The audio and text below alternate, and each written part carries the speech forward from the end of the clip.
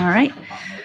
I would like to call the Haymarket Town Council's monthly work session to order for Monday, July 28th, 2025. Roll call, please. Present. Here. Here. Here. Here. Here. Here. You'll join me for the Pledge of Allegiance, please. Thank you. I pledge Allegiance to the flag of the United States of America and to the republic for which it stands, one nation, under God, indivisible, with liberty and justice for all.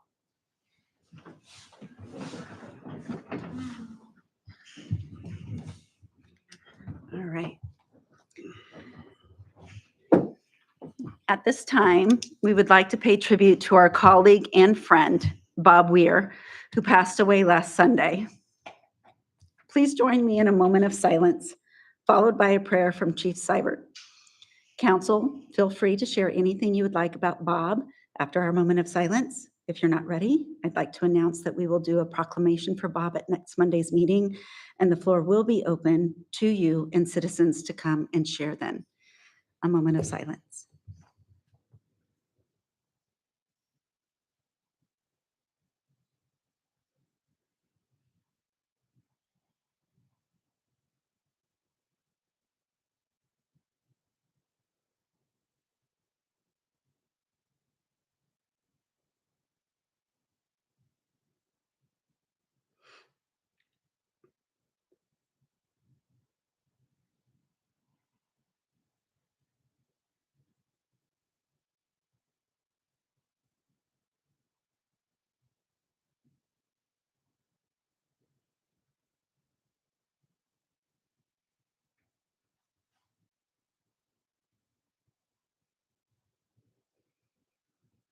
Thank you. The first item for tonight's meeting is the town manager's report. Emily? Oh, Chief? Oh, yes, thank you, sir. Sorry. No worries, let's bow our head. Dear Father, we think for this time we come together. We come to you tonight with heavy hearts, missing our friend Bob. We miss his friendship and his tenacity, his banter, his flamboyant approach to politics and life. Never afraid to be done what needed to be done or said what needed to be said. Never fearing being at the center in a conversation, often liking that position. Never afraid to do what needed to be done, sharp as a tack, great with finance, great with governance and budgets, a person of conviction. Some may say charismatic, some may say a character, but to us, a crusader and a friend. We pray for his family during this time and all of us that miss him. We thank you for the time that we had with Bob and his leadership, guidance. And we do appreciate that. We just pray again for him and his family and for all those in this meeting tonight. In your dear, gracious, and kind name we pray. Amen. Amen. Thank you. All right, now, Emily.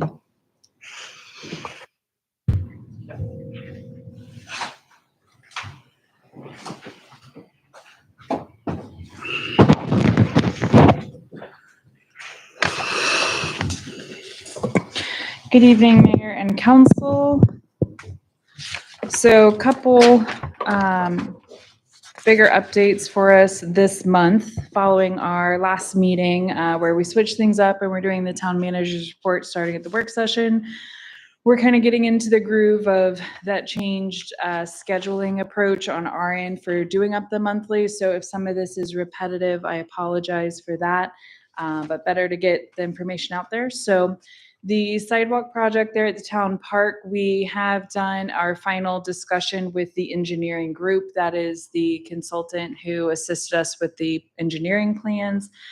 We will have that punch list to close out this project and do the final items that need to be taken care of. In some areas, there's some cracked curbing that we need to get addressed. There's a little bit of ponding in one area, very minor issues, but nonetheless, we are going to get those working and taken care of. We have heard back from VDOT on the requested modifications regarding the deed and plat language. That is under review with our town attorney. So we're hoping to have a resolve to that issue coming up very soon. So that is moving along. The stormwater assessment program, so that is our grant funded program. I'm working with JMT as the consultant and Prince William County. We have started to do the major file upload to their Dropbox system. So that is moving along nicely. We will schedule on-site meeting to do a handoff of hard files coming up in probably mid-August timeframe. We will stay in touch on a monthly basis to ensure that everything is moving along nicely.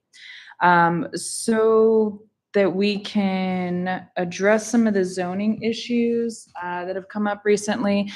Thomas has been working on a comprehensive inspection. We hit most recently the tall grass and weed overgrowth that we're seeing across town. We have sent out the friendly reminder to those property owners.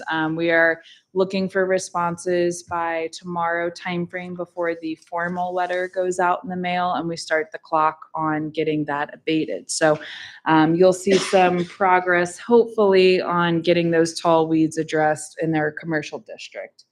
We didn't have any violation issues residentially when it came to tall weeds and overgrowth.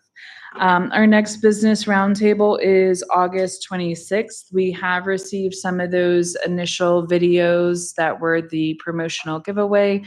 We received one or both of them back now from Skipper Films, so we're very excited about that. We will be showing those off again at the business roundtable meeting, also doing 3 additional giveaways. And then for our topic of discussion at our business roundtable, we will have Skipper Films there doing a talk on advertising for the upcoming holiday season, how to get ahead of it, and what to plan. So great opportunity for our businesses to come out and hopefully learn some fun, quick, easy social media tricks to engage with their community and their audience. Let's see. Other big ticket items, still working to make connection with Crossroads Arts Alliance. Their board and their main representative had some meeting conflicts last week, so we are hopeful this week to get a face-to-face meeting. I had an important meeting with Councilwoman Ramirez. We were discussing the upcoming youth and government program that we were going to be hosting this fall. After putting together a schedule and a timeline of what the current staff workload and meeting load and conference load looked like, I worked with Mary to discuss moving this program to the spring timeframe. So we have looked at moving it to February. Councilwoman Ramirez will be bringing more details back to the council regarding that change, what this program looks like, and further program details. Upcoming, if anybody has any specific questions, I have a CXO meeting August 29th. We'll have a couple more meetings between now and then, but if you have anything or think of anything, send me a note. We had our landfill questions addressed by the county, and we are working to design or put together the best type of informational one-pager, if you will, to get that up on our website and out to our public. Still fielding questions as they arise, though. The website redesign, so we have been working with our current, yes. Can I just jump on that for Sure. a second? Because that was Please. an important topic that we Yes. were all discussing. And I did the comparison with my sister's tax bill. Okay, And what you wrote in there is absolutely correct. So she pays solid waste management and stormwater management. It looks like those are a flat fee, though. okay, So that's something that we might want to consider. And I don't know how they derived the number, to be honest with you. All the other numbers per $100 of assessed value were the same. Whether it's Prince William County taxes, the fire and rescue, or the mosquito, the spray, whatever that is. And the values for the solid waste was $50.20. And the stormwater is $40.36. okay. So, and that's an annual, I think, an annual fee. So I just wanted to share that. I think. Annual, or maybe is it assessed at each time they get their bill? So is that the biannual? No, I think it's annual. Annual? I do, because on the one side of the bill it says description, and then it's the right side, it shows what that first payment Okay. is. So, Okay, Thank So you for just as everybody's information. Yes, thank Yeah. you for verifying that. Roberto assisted me and contacted one of his counterparts, if you will, down in the county, and she was very helpful. We are still trying to determine what exactly we're getting for mosquito and forest pest control. Our initial thought is that is probably care and maintenance of the common Prince William County areas that our residents also get to benefit and utilize. So we'll follow up though as we get more information on that one. Okay, website redesign. So we are working with Civic Plus. That's our current web host. They have a site that is going to sunset. I forget the exact name of the site. I apologize. I think they call it Drupal, if that means anything to the IT people sitting up there. Drupal? Drupal, yes, that's the one. Thank you. So that is going to sunset. They are telling us we do need to move, relatively quickly to get some updates through and get their website redesigned. We brought the quotes to the finance liaisons. They had some follow-up questions, so we will be addressing that in our upcoming finance meeting this week. Questions pertained to what the future costs were after year 3 in the contract, how often they recommend a redesign that goes along with the contract term. So about every 3 years, they're recommending that we do updates to it. And then it also was questioned how we are hosting and storing, if we switch users, if the website is still ours, do we own the code? So we are getting all of those questions answered and will hopefully be moving forward very soon with the redesign project of the website. When that time comes, we will be asking council to do a very quick, brief survey to get some input on ranking. We'll just say out of 5 examples, what council's, top 3 design elements are for the pages. We'll give you examples to go through and look at. And these are other jurisdictions that have functioning active websites with this company that they would be recommending we go with one of those 5 designs. Okay, we're in the thick of the summer and working through quite a few maintenance and building repair issues. We're addressing those as they come.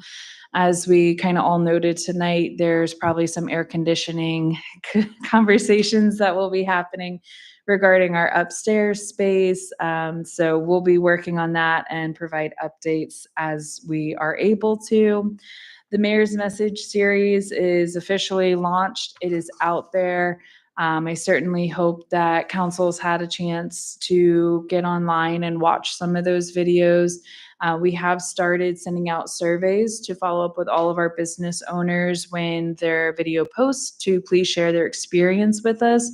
We're working to collect some of that more qualitative data from our business owners of how it impacted them. So we're hopeful after we've done a certain number of months of this that we can bring qualitative and quantitative data to show what this series has done for our business community and if it's something that we should continue longer term. So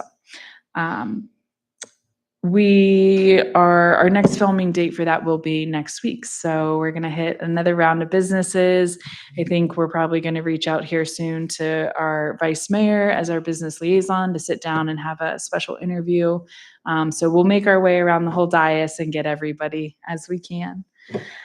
For planning and zoning updates, I'm going to save this portion for later in the agenda because I have a PowerPoint to go through on that one.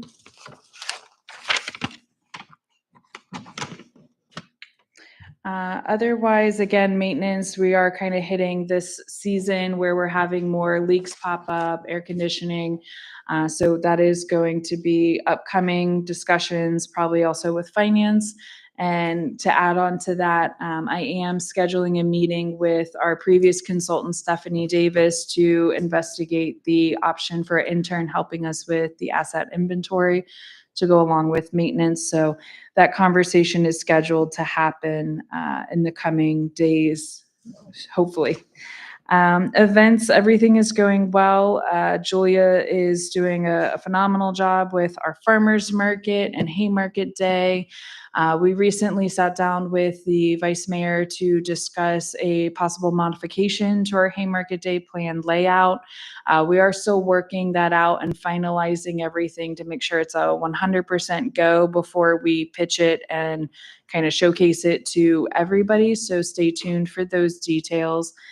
We are working with a local landowner to ensure that everything would run smoothly with that. So we'll keep everybody updated. Sponsorships are coming in very wonderfully. I do believe Julia stated she has another one hopefully coming in. So she's knocking it out of the park there. It's been a really good year for sponsorships. We have designed our newest town ornament. So it is going to be Haymarket's old post office building, which is Washington Street Realty. It was built in 1884. We got the initial design back today. We are tweaking it some just to make sure it looks a little bit more like the building. So we're very excited about that launch. And we'll be sharing hopefully a coming soon image of it. We'll have those in by Haymarket Day for purchase as well. So very excited about that one. That, I believe, if I counted correctly, should be our 8th ornament in the series. So still definitely have more buildings to do, but a very exciting endeavor for all of us. So that's the main gist of everything that's going on, unless there's any big specific questions. And again, planning and zoning topics we will cover in our presentation and go more in depth for any of those questions as well. Does anybody have any questions for Emily? No? All right. Okay, Thank you. I'll turn it over to Chief.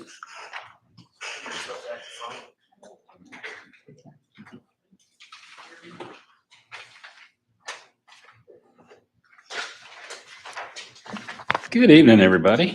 Good Great to evening. be here.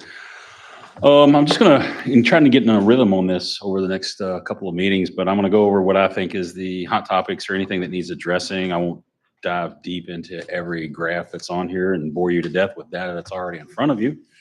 Not to mention that the Q&A is usually where it's at anyway, right? So you'll notice that our calls for service were down in the last reporting period, which is a good thing. You might also notice that dispatch calls for service, direct contact calls for service, and combined calls for service was down. And then business checks as well, but obviously we had one officer off on medical leave and one officer off on FLMA, which both of those have come to an end now. So that's gonna decrease your business checks and also your officer initiated calls for service as well. Along with our traffic stops and traffic summonses, which you see a slight decline there. Well, a good decline in there. If you look at the 3-year trend on page 9 of your packets. But we still conducted 77 stops and issued 62 warnings along with that. The next page, you'll just see the totals of each type of summons and then the monthly and year-to-date reports on that. And then we move into the DMV grant. Where you can see the monies spent in the third quarter. We have requested, you would notice on activities that we've requested the reimbursement for that as well. You'll see the hours worked on the third quarter was 46, and then the difference in the summons data in that quarter. These are quarterly reports, not monthly reports when you're looking at the DMV grant. So your numbers will be skewed from the monthly totals, but not the quarterly totals. Obviously arrest was down, and then hours spent on calls for service was static but down, and then back up and outside support kind of speaks for itself as you go on. Our traffic data collection that we have from our signs that's both mounted and mobile, you'll find in those pages, and you'll see that they're pretty much static. We have moved the sign off of Jefferson, and we'll be redeploying that to another, that's the mobile sign. We'll be moving that to another location soon. Right now, we're going to use that to support our National Night Out coming up next week. Well, actually the week after, excuse me.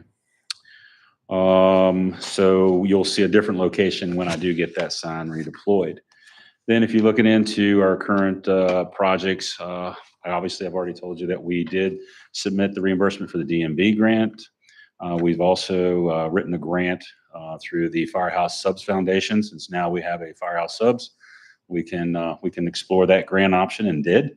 That we wrote the grant for over $14,000 to provide 9 new defibrillators for our vehicles and lobby, and also 1 trainer. You also note that we processed and initiated a heat grant for help eliminate auto theft, and amount of $10,000. It will be in next month's report, but it came in after I sent the information for this one to be generated, but that grant has been approved. So we are able to expend this funds if we see fit. Also, our Sergeant Finley attended interrogation, interview and interrogation training this last month. And then a lot of our yearly annual report submissions have been submitted, included death in custody, Virginia State asset forfeiture, federal asset forfeiture, also LPR annual report, which we don't currently have any LPRs. Then you'll notice that Sergeant Finley's going to be doing the first family bike patrol. I think our mayor's going to take place in that. Has even purchased a bicycle just for the purpose. I like her style. Make sure you wear your helmet. Have my helmet. Our cruisers have come in for this year. They've already been striped, and they'll be going down for upfitting soon to Fredericksburg. And then you'll obviously know that National Night Out is coming up on August the 5th, which is going to be bigger and better again this year. You can still come and get your Mission Barbecue or your pizza or your ice cream or your Papa John's, whatever you want. You're going to have face painting. Home Depot is going to be back to do their youth project tent, which was very popular last year. Axe Addicts will be there. The National Guard's going to bring their rock climbing wall. So I know that we'll see former Mayor Larson up there giving it his all on the rock climbing wall. And if that doesn't, we've still got plenty of Astro jumps. Park Valley is going to be there with theirs. And then the Kiwanis Club, our local Kiwanis Club, will be volunteering at the food tent. The public library will be there, UVA Health. The School of Rock will be providing live music. The Sheriff's Office drone team, Child ID, as always. That's a static display for us that we make sure that we always provide child identification kits. Prince William Fire Department will be there. And Virginia State Police. The Kitty Academy is going to have their bubble station. If the rock climbing is not your way, Alon, you can come out and blow some bubbles. Enjoy yourself there. And we're going to have the U.S. Park Police bring their mounted unit out for some horse rides. So there you go. So I hope you come out and join us for National Night Out on August the 5th from 5 p.m. to 8 p.m. And bring an appetite. One last note there, we're going to be naming our new mascot that night. There's going to be a voting. So if you get a free, or if you want to get a free ice cream, you're going to vote for that. And we'll have the names there that we've decided to narrow down to a list, and you drop your free ice cream certificate in the box that you want, and that's going to be our mascot's name. So we'll let the citizens decide. How's that? Very exciting. Anybody have any questions for Chief? I know Councilman Larson is really interested in this rock climbing. Click it or ticket. I don't see it out there. Was that a Virginia sponsored program, or was that a DMV grants program? It is a DMV grant program, but it's through NHTSA, the National Highway Safety Traffic Administration. We did do the click it or ticket, which was May to something. I forget the dates on it right now. But we did, recently we did our drive sober, get pulled over, which was over the 4th of July weekend and the days leading up to, a couple days leading up to that. So we continue to take part in every campaign that NHTSA puts out, which is also part of our DMV grant. We have to once we sign on for it. And we do supply all that data back to the DMV grant website. That's good. Mhm. Sad to not see those signs out there. I always like that awareness. Thanks. Well, we can put them out anytime. That's the nice thing about it. Right? Hey, Chief, I'm looking at the Firehouse Sub Foundation. When do you think you'll hear about that? I'm not 100% certain. We actually got very fortunate. That grant opens up at 10 a.m. on a specific day. Right. And they only accept applications like the first 100. And it's a nationwide campaign. And you got it. And so I checked it at midnight Oh, gee. and it wasn't open yet. Right. But I checked it again at 6 in the morning and it was. So I got the grant in before anybody else even woke up to do it. So at least we got the application in. Right. Right? So whether they approve it or not, we don't know when we'll hear back from them. It's the first time we've ever applied for that grant. So I really don't know their static responses. You know, is it all of a sudden, here's the money, or is it, you know, okay, you made it through phase one, now we want to talk to you some more, or we want to drill down on your project a little bit more.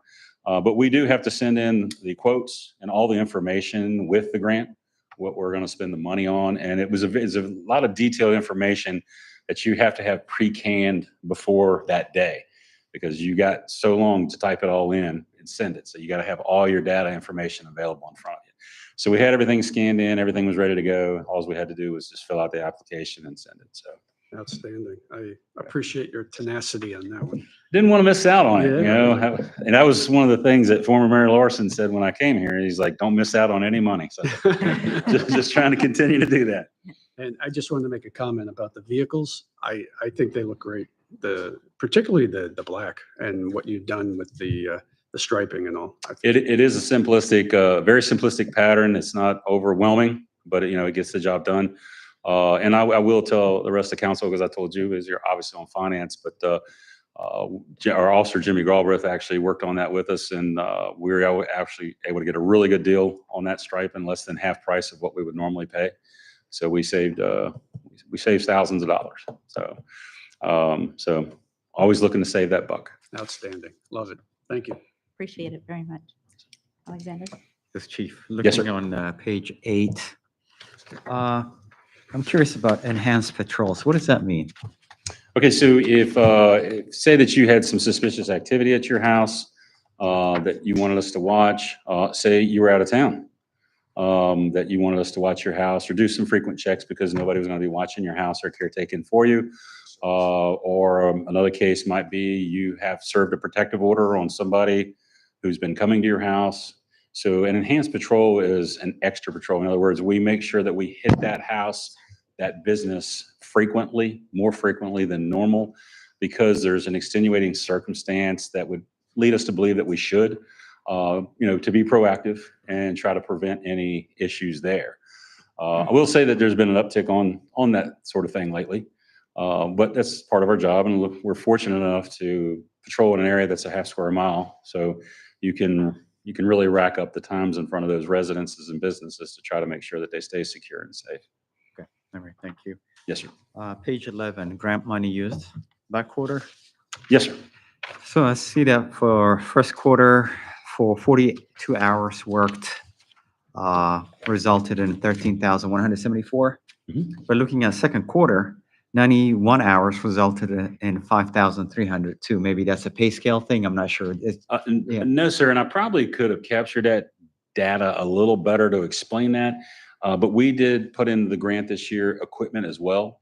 And you have to purchase all the equipment in the first quarter. Okay. So that number that you see of expenditure there includes the equipment that we requested and purchased, which did include one of the stationary traffic data collection signs, and 2 radar units.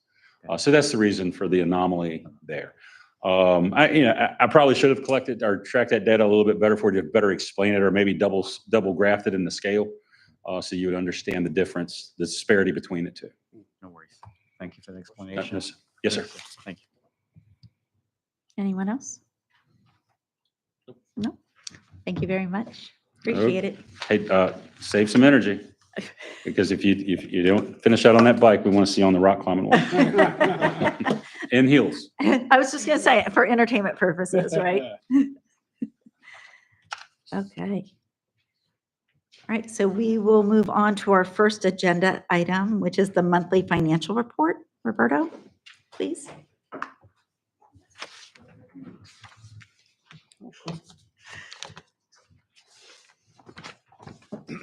Good evening, council. As you guys know, at the beginning of July, our first report, it's always going to be for the cost up fronts.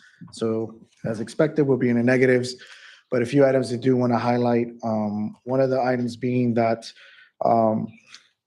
Julie's getting a lot of recognition today, but her events, I wanted to call out the fact that our event coordinator has already reached the budgeted amount and will surpass with one of the sponsorships we were waiting for. As well as you guys can see on the revenue side, how Haymarket Day is one of our biggest revenue contributors to that. So those are really high. On the other thing I would want to also speak on is next week, I will submit the financials pre-audited for FY 2025. But with that being, only reason I didn't submit it now is because by the time we had this report over, I still had not fully collected some of the TOT taxes and meals tax. I can safely tell you though that we have surpassed the budget amounts. Meals is going to be over a little bit over 1.7 million. TOT is closer to its 299,000. So very positive finishes on those two revenue cycles. On the expenditure side, I do want to make a note that we have made our final payment to our debt obligation. Once we get the confirmation that it has been closed and everything, I will present that to council. And on the one other tidbit is just that if you guys remember, our SADAR account matured on July 17th. I had set it up that once it matures, it goes right into our escrow account that's earning 3.28%. But in discussions, I've also started reaching out to coming back from the annual treasurers convention, started talking to other bankers, kind of seeing what is out there. Not to fully commit just to the one bank, but just to kind of see what's out there and present to council and our finance liaison as well.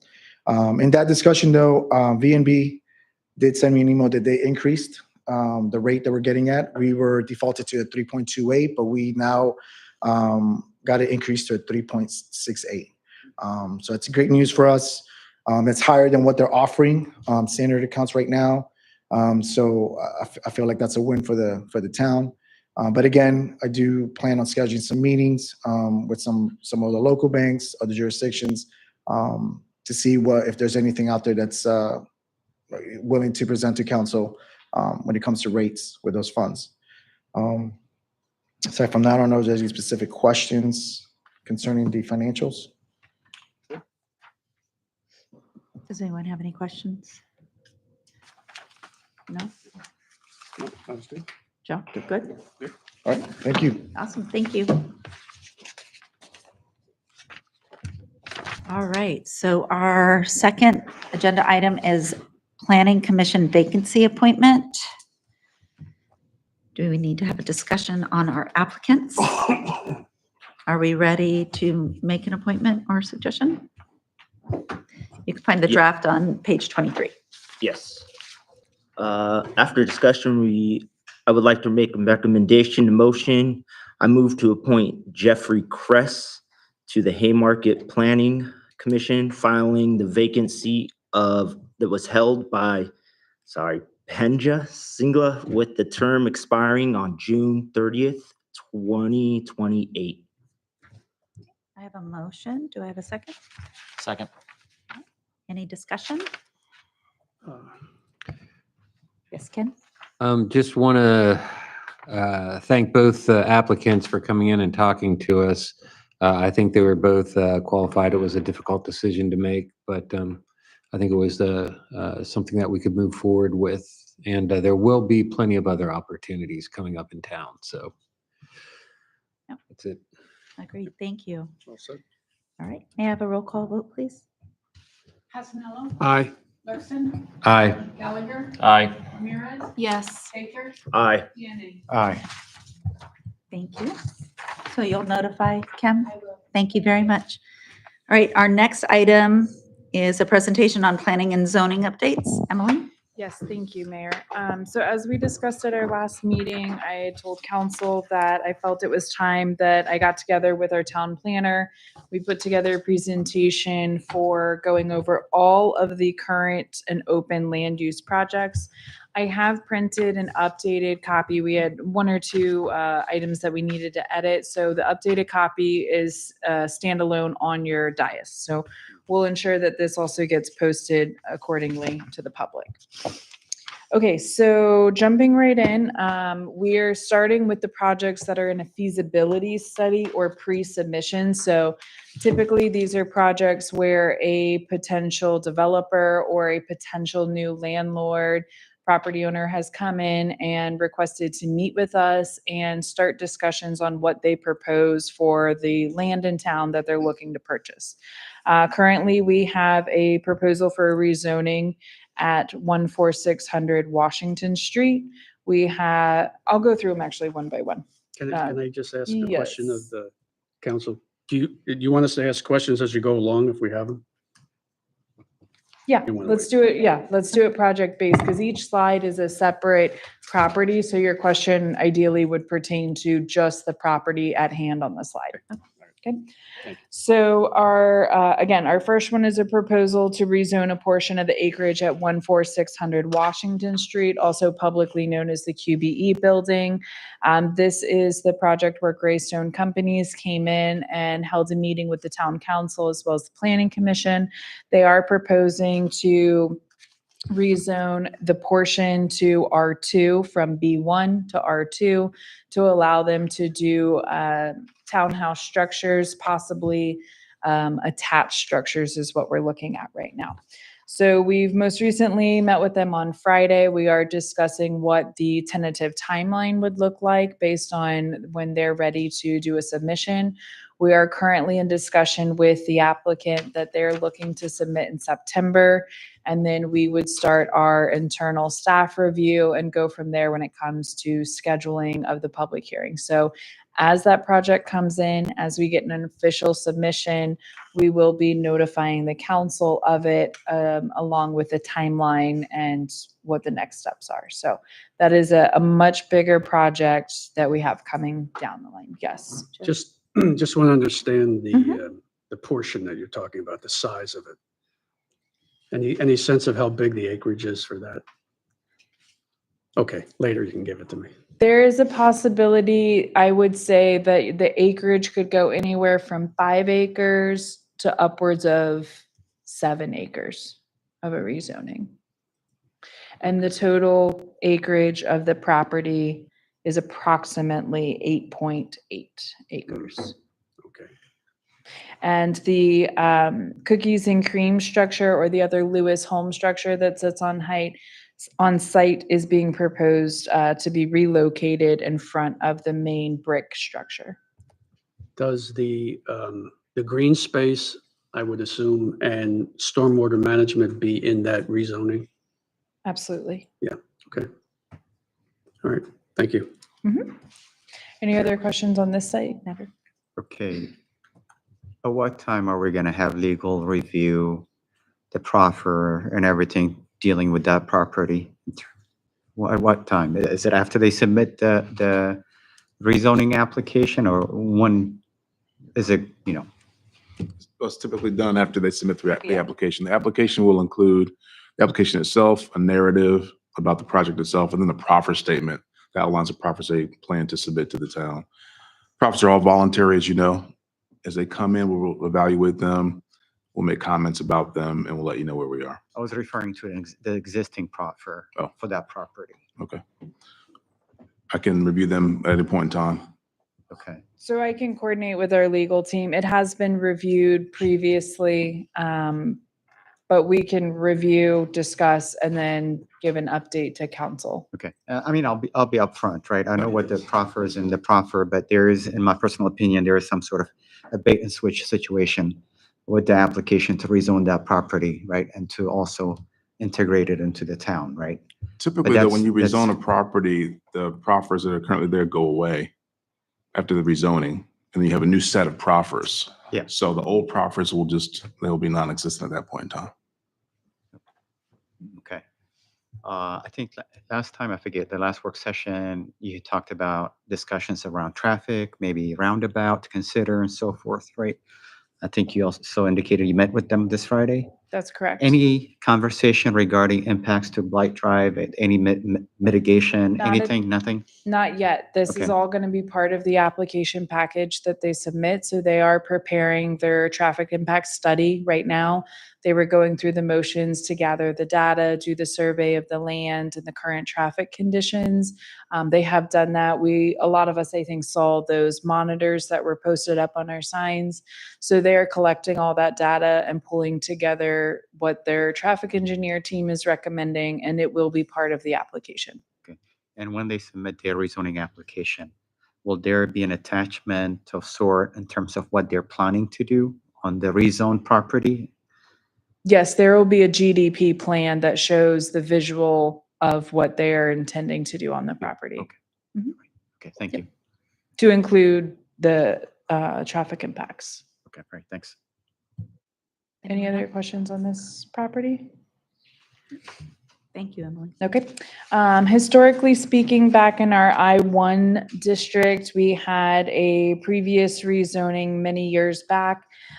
This was for the conservation to light industrial. This is the RV storage lot. So this is where you cross over the railroad tracks there, and then you have the storage lots to either side of that Cap Valley Way. So there was not an approved site plan. We are working with the new landowner to ensure that we're getting everything appropriately applied for. And they're discussing if there's going to be any change of use on that, or if they're going to continue use and be submitting a new site plan. So we don't know if they're going to do something different than just what they're doing now. Not at this time. So they've been told what all of their abilities are to do new uses. They've been given the use chart. We have met with them. They're working possibly to get a new, I would call it, tenant on this space and see if there's interest from a company to come in and utilize it for a different use than what it is today. Given that that's a private railroad crossing, all right, which is really the owner's responsibility, I believe, but I'm going to double check that. And a dangerous crossing as it is. I would have a lot of concern if they do anything other than what they're doing now. I would be very cautious about them developing it and having more traffic go over that. 100%. Yeah, I just want to put that out there. Yes. And also, FEMA just reassessed the 100-year flood plan, and I think it's expanded. Okay. So definitely take that into consideration. Absolutely, we will.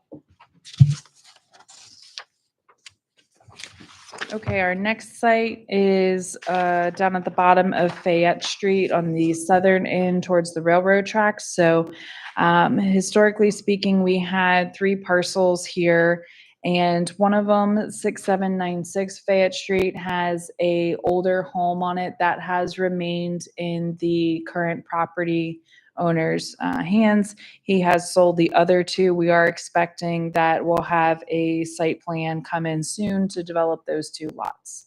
So you have 2 brand new builds, an older home, and then these would be the 2 vacant lots to the right of that. It's right in the curve of Fayette Street. Any questions on that? Okay. Potential hotel site at Crossroads Village. So you'll see here with the blue outline that this is the hotel site. Previously, there was the special use permit that was passed to allow a hotel to have a height limit of 75 feet or an elderly care facility, senior assisted facility on site with a height limit of up to 50 feet. It recently has changed ownership, and we are having discussions with the new owner that they're looking to put a hotel on site. So again, we don't have many details beyond that right now, but we do know that very recently it did change ownership and was purchased from the Meladon Group. Questions, Joe? I have to say, I'm curious about no sunset on the SUP. I mean, is that typical practice? No. Okay, you don't have to say any more than that. So at the time, the council, the previous council that approved that SUP did not set a time limit constraint on that. Okay, thank you. So again, as more information arises, we will keep everybody updated. So our next section, we're going Vander into, had a question. Oh, I'm sorry. Okay, to get ahead of things, potentially another hotel coming into town, right? We've talked about, again, having legal review the MOA that exists with this hotel in terms of the TOT tax and so forth. And again, the sooner the better, right? So you have an idea of whether they're the controller, right? Or that it will be a good thing for, Absolutely, we will do that review of it and we'll probably, we'll follow up with when to get back with all of council and have that discussion. all right, okay, thank you. That's important. Anyone else? Thank you, Chief. No? All right. Thank you. Okay. Our next section, we're going into our projects that are currently under plan review or in a pre-construction phase. So as you guys are all familiar, this is the town center site plan. So you'll see all of our property here highlighted in blue with the different parcels across it. The latest update on this project, I have received the quotes to do the cost engineering services. After discussing with the finance liaisons on the two different quotes, I have gone with one of the companies. This is the company Downey and Scott that we previously utilized for engineering cost services. So they are familiar with this project. They're going to be picking it back up and working with us to update those construction costs. So I do hope to have that very soon. We are actively working on it. Are there any specific questions on this project right now? Yes. Does that include updating the digital formatting to fit the latest renditions or what they're going to improve on? Because I heard previously the site plan was on an old formatted digital format. That's the interior building plans. Oh, okay. Yeah, site plan is all good. Site plan's been taken care of. We most recently signed that in August of 23, so it is still current. Everything is well there. We do need to start construction within 5 years of that signature so that we don't need to go back and update it per our state code requirements. It's the building plans that I am working with the architect. I'm still waiting on a quote from the architect to re-engage with those services and finish out this. Once I get that information, I'll be working to schedule a joint meeting, I hope, with council and the ARB to look at the front facade of what the building looks like and go ahead and affirm, is this what we want to keep, or do we want to make some hopefully minor modifications to it and then proceed forward with making that plan current on their new software. That's the one that went stale. Anything else? No? Okay. Thank you. Chick-fil-A, so as we all worked on back in April, the SUP was approved for the drive-through lane expansion. We received the first submission of that updated site plan. And based on our tracking and our timelines, staff has comments due back to the applicant August 22nd. So that's our Outside agencies first also round of reviewing at the comments. same time?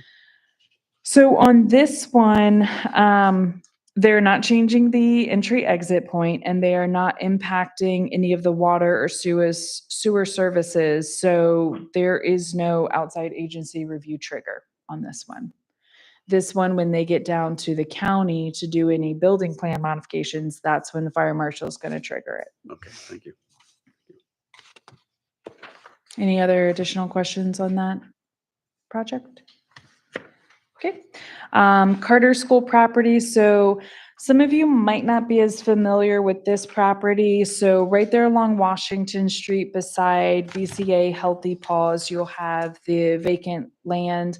And then behind it sits the Carter Robinson or Robinson Village townhouse community. So right in the front, you have these two parcels, again, highlighted in blue here. They are both zoned B1. So Carter School is a Montessori style daycare facility. They originally came in with Van Meter. They came in together kind of as a team to develop this property.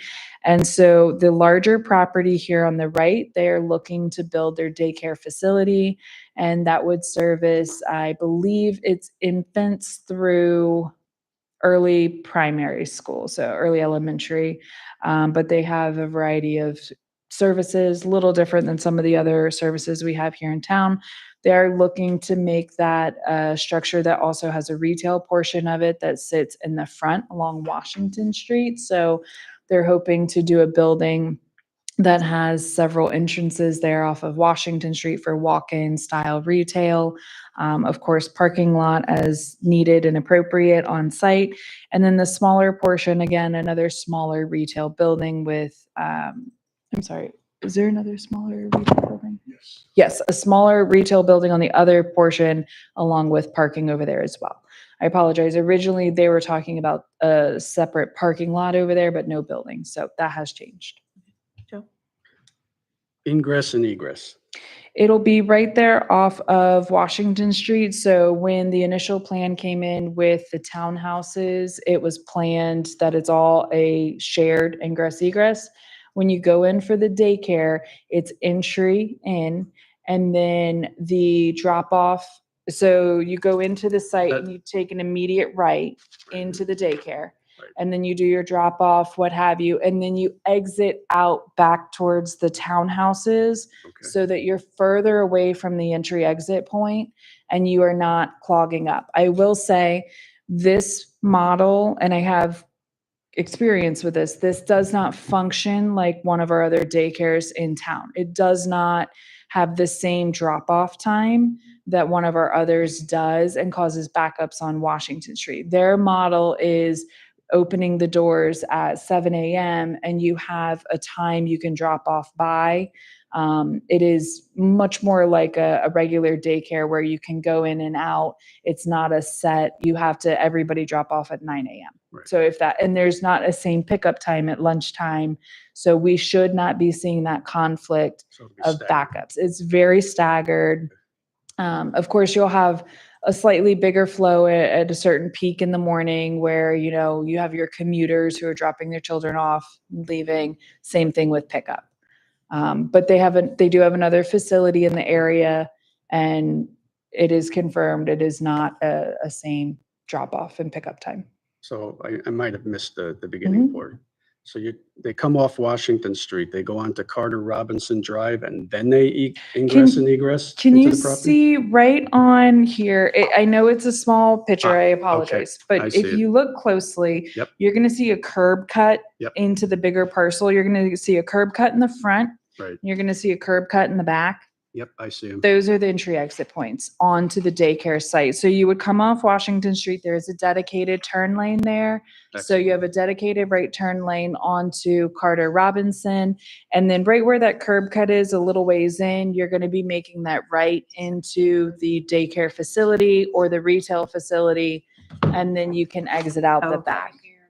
Excellent. Sorry, that was so Okay. small of No, a that's picture. fine. I was just, Yeah, and Okay, so right Thomas here. can add another comment to I that. was just really concerned about Right there. So traffic I off of Washington found that Street one. backing up to make a Oh, turn. 100%. But again, I am confirming with you that their drop-off pickup time does Excellent. not function like their neighbor 2 doors down. Okay. One other comment too, I had outside of the child, student drop off, their loading will take place on site as well. They've provided ample room for loading of any materials for the other commercial tenants of their building while still meeting parking requirements. So no loading will take place on Carter Robinson Drive. So that channel will still be open as well for any Excellent. turning and ingress egress.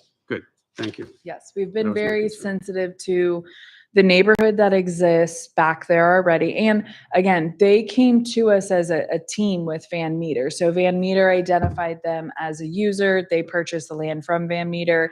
But the original planning of this property to include the townhouses was very sensitive to the shared entry exit road of Carter Robinson. Okay. That's good to know. Anything additional? Any other questions you. on this one? So Emily, you said it's zone B1, not transitional businesses? That's B1? correct, it's B1. Mhm. Okay, all right.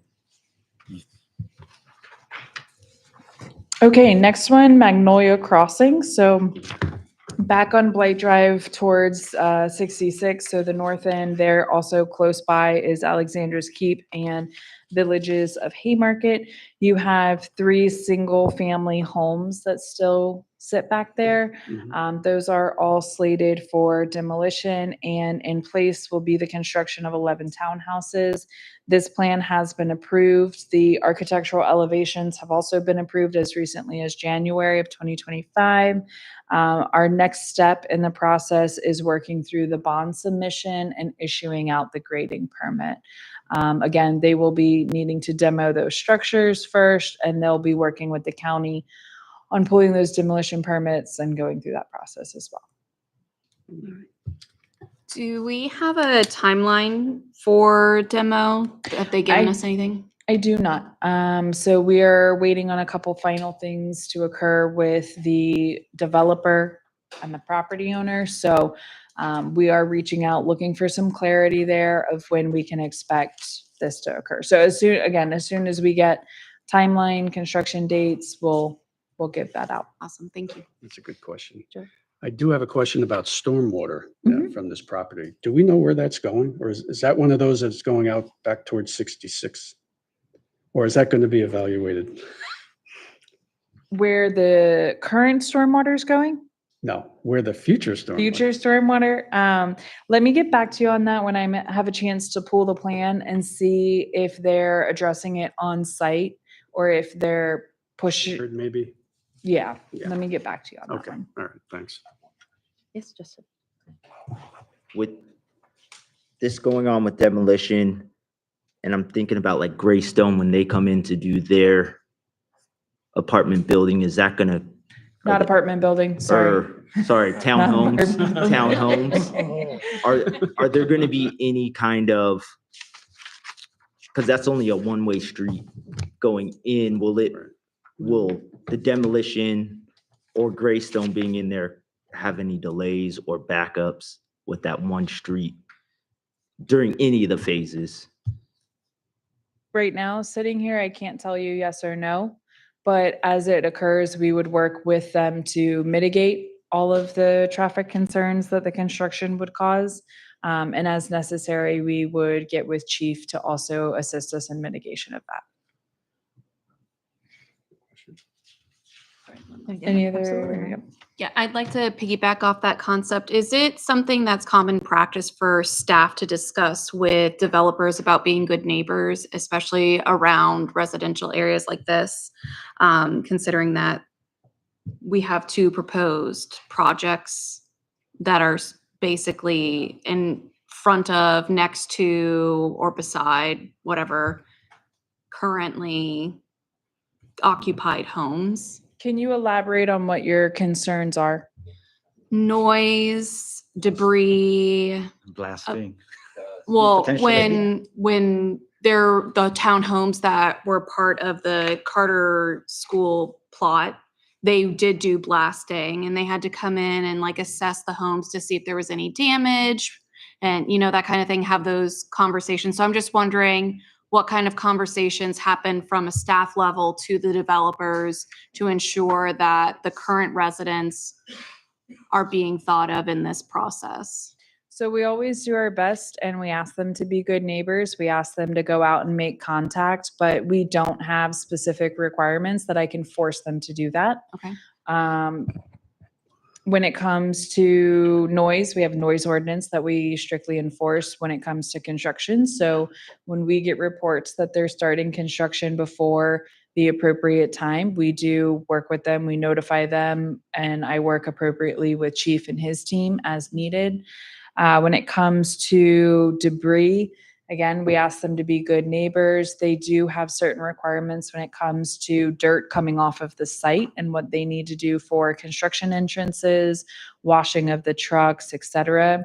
When the wind picks up or we have a lot of dust, we do notify them immediately, especially when we're getting complaints that they need to get out there with a water tanker, spray the whole thing down, and work on the dust control. So we do have elements that we can strictly enforce.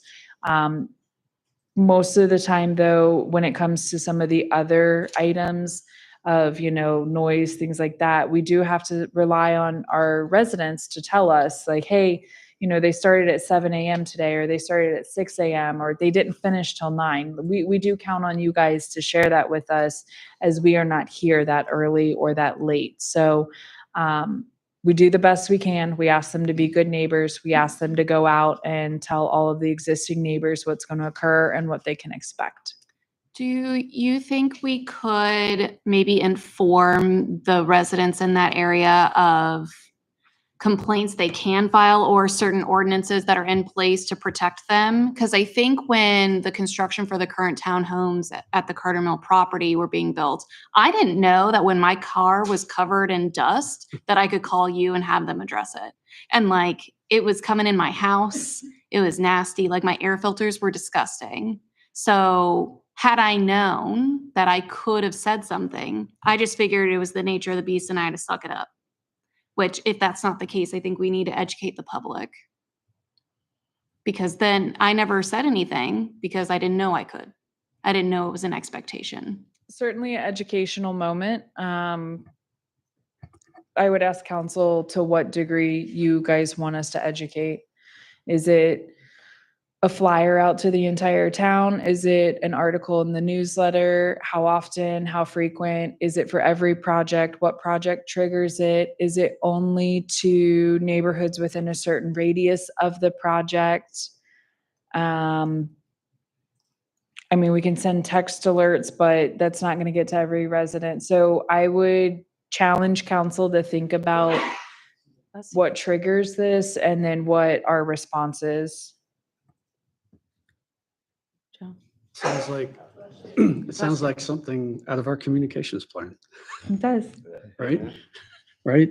I mean, to consider It's like, and, no. I've actually said. yeah, exactly. Well, and I'm if sitting here trying to there's, think about it. if there's, I don't know, Mary, if you're still doing meetings with the HOAs, but this could also be a great talking point in meeting with the HOAs Right. to share that information to the HOAs and also help get the onus out on them to educate their residents as well. So I think if we hit it from a couple different angles, we certainly can do that. We just have to think about, Do the townhomes, and I'm sorry to interrupt you, do the townhomes behind QBE have a HOA? Mhm. And They then the do. Blight, single family, They don't. they do not. they do not. Are they Okay. part of villages? No, they're No. They didn't not get, the single family. no, I'm sorry, the 5 on Blight. Yes, they're part of our Okay. HOA. They're Yeah. part of yours. Okay, so then everyone's covered in that area by an HOA. Except the depending which older way the homes. Except for the wind 3 that are blows. going to Yes, be demolished. demolished. Yes. Right, but then like dust and debris, things like that, right? Mhm. Depending on which way the wind blows, you need to also be contacting Haymarket Station and Green Hill and Long Street. And we can, in our HOA, we can do some sort of a blast email, what have you, to share with them. Yeah. But in I terms mean, of, if council is comfortable with it, we could draft up just like with staff, help the guidelines of expectations, and we can send them out to all HOAs as a staple for any time we have big construction, which I think could also apply when we do our pavilion.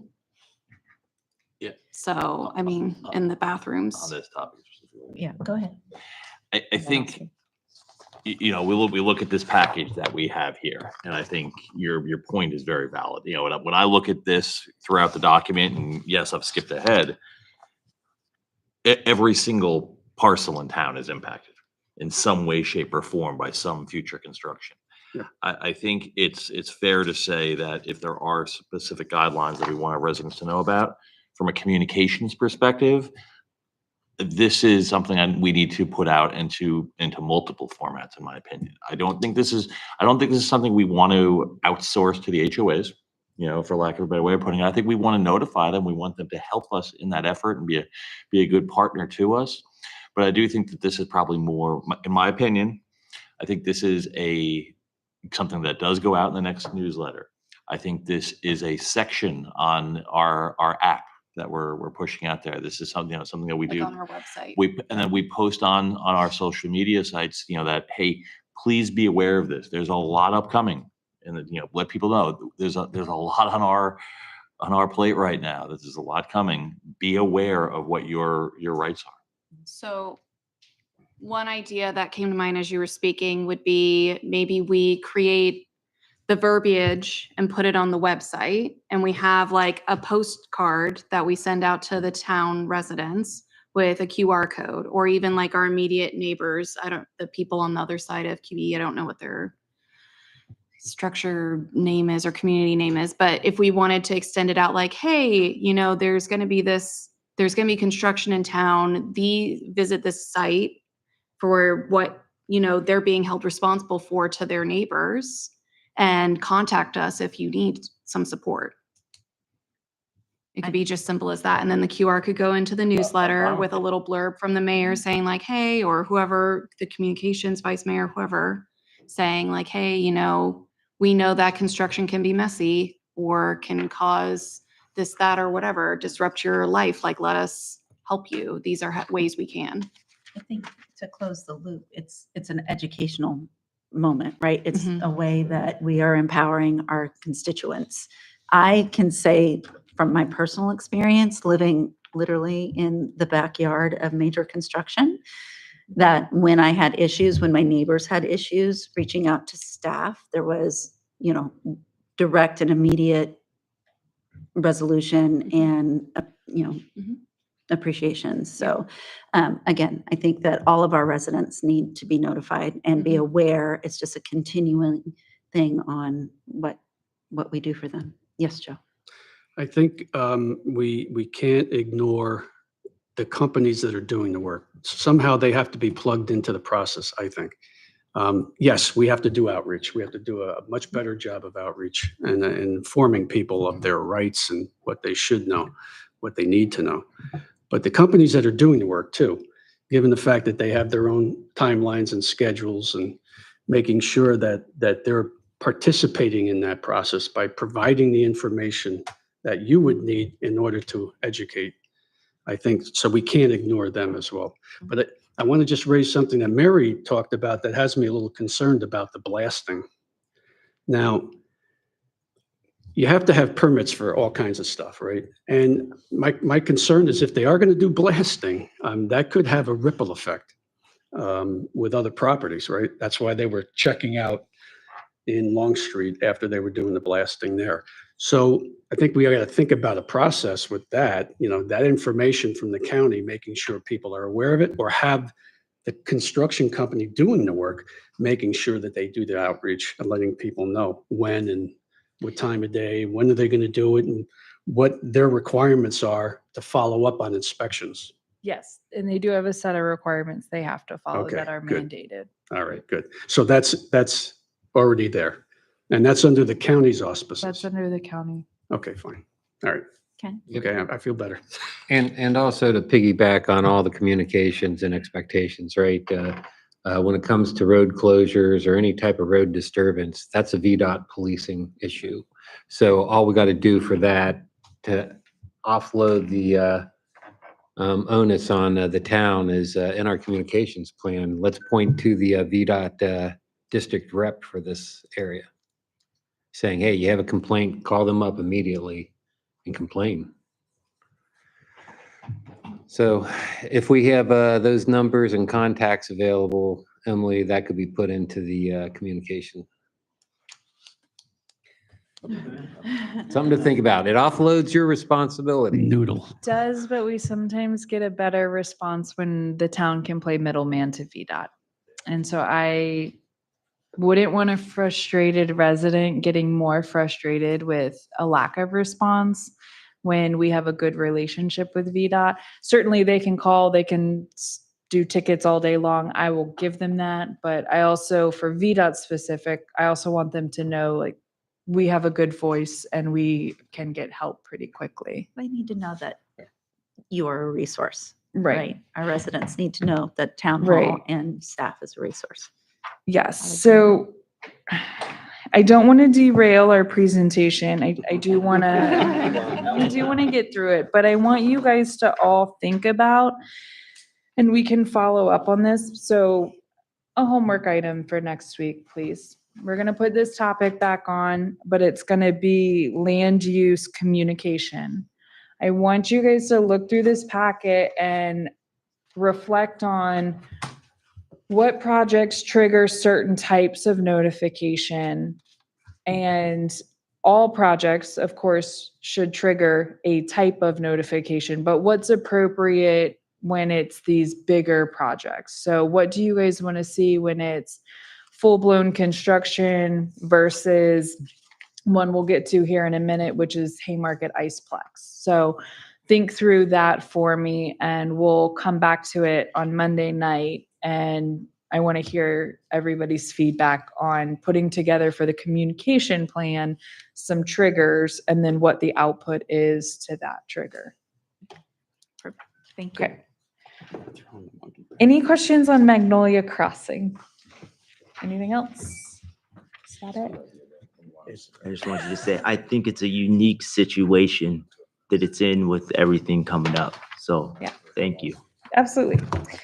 Okay, the Masonic Lodge to Backology lot. So we do have a previous 2016 approved site plan, kind of in some of our auditing, if you will, internally. We recognize that we do have some of these plans that have been approved but never acted on. So this is one that we are trying to follow up and see where it stands with the property owners.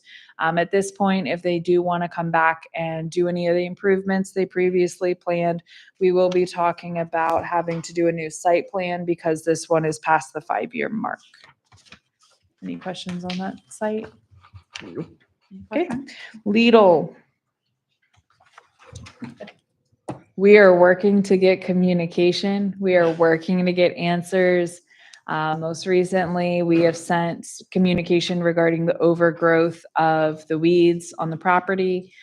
We do have a slight issue where ENS measure, erosion and sediment control measures were taken down from this site. And so we are working to address that. Again, we're having some communication issue because it's with corporate. Some of the point of contacts that we had over the years since this project initially came in 2019, those contacts have left the company. So this is a work in progress. They do have a site plan that's been approved. No bonds have been submitted. And that is where that update stands. So Is there a sunset clause here too, or no? your sunset clause is going to be they'll have to reapply for their site plan. So not really a sunset clause, but this was signed in 2023. So you have your 5-year mark from the approval. So I'm going to assume that was September, or maybe later. I think they got the approval on the rezoning in September of 18, so.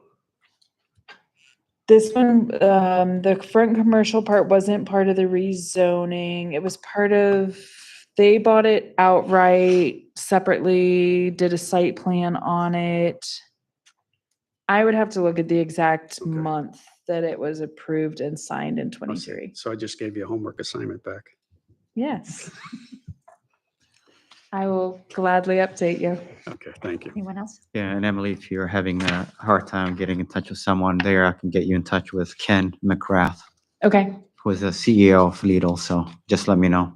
Oh, perfect. I'm just kidding, by the way. I'm just kidding. Maybe I just looked it up. I was like, wow, all right. People in high places. Okay, anything else on Lidl? Okay, currently under construction. So Kitty Academy currently under construction. ARB has given approval for signage, playground equipment, elevations. They are working to finish out the project. We have to do one resubmission of their deed. We need to sign it. There was a change in one of the parties to the deed because of the purchase of the hotel property. So we're going to be signing that and get that recorded here shortly. And then once the deed and plat are recorded, we will work towards the zoning inspection for the release of the occupancy. Any questions on Kitty Academy? Is there any type of right of ways to get to that hotel lot, or is that going over the lot next to Kitty Academy? And what is that What's- lot for? So we can pull a different, I can show you a different visual of it, but Crossroads Boulevard goes all the way back there. It's not fully shown built out here on the property, because remember, current day, you can exit Chick-fil-A and get on Crossroads Boulevard, and you can also get to it from the CVS area. So Yeah. that is extended back. There is still a parcel remaining for another commercial space there in front of Kitty Academy, that little parcel. There is room still there for a building development. And then the back one again is the hotel, but Crossroads Boulevard terminates into the hotel parcel. Okay. Anyone? Okay. So again, keep in mind that what projects trigger what communication with this one. So Haymarket Iceplex, they had a previously approved site plan. It was a 3-phase project. They've done all of the exterior work on the site plan. So the parking lot, the stormwater, the construction of fixing up that one main building. Now what they're coming in is they want to do part of the phase 2, which is just closing in the overhang portion. And so they've gotten all the architectural approvals previously. Everything is accommodated for in the bigger site plan and the work that they already did on site. So this is, I would say, more of a minor construction because so much of it is interior. It is not dirt moving construction. So they are working towards it right now. They're down at the building department getting their building permitting. So this is going to be adding more seating. So hopefully that helps with some of our crowding at the fun hockey games that they have. It's going to add some office space. And then I do believe they're going to be putting in some concessions, small concessions. So again, think through in comparison what triggers what communication.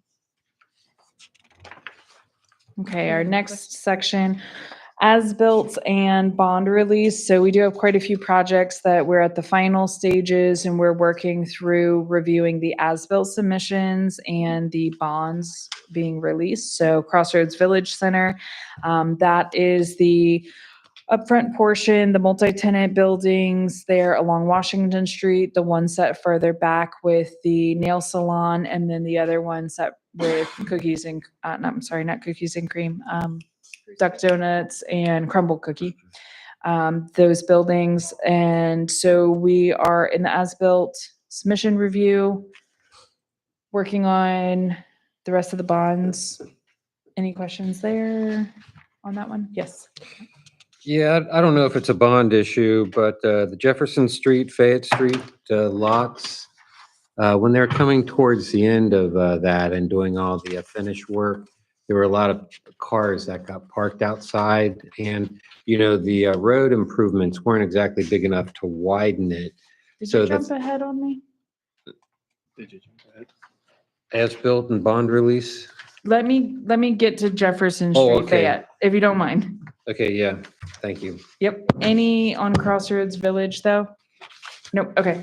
Town Park Sidewalk. Again, I already went over this in the monthly report. Have the final punch list, working to send to the contractor and preparing of the as-built submission. We have to just order our 2 park benches that will go there. Is there any specific questions on that? Yes, please. Just a curious question. Certainly. The property is, if I'm correct, is that property zoned R1? Yes, it is zoned R1, and then our comprehensive plan designates it as public use. Okay. All right. Would there be any consideration maybe to change that designation, or that just doesn't make any sense? Let me get back to you on that. Let me think on that. Okay, just a thought. Mhm. Anyone else? Thank you. Okay. Taco Bell site construction was completed. They finally got their drive-through open late last year.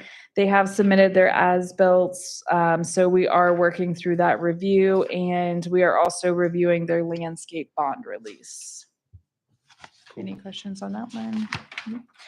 Lifetime Smiles Dentistry construction is completed. They are in the building. They are functioning. We are following up with their team to get them to submit their as-builts. Robinson's Paradise.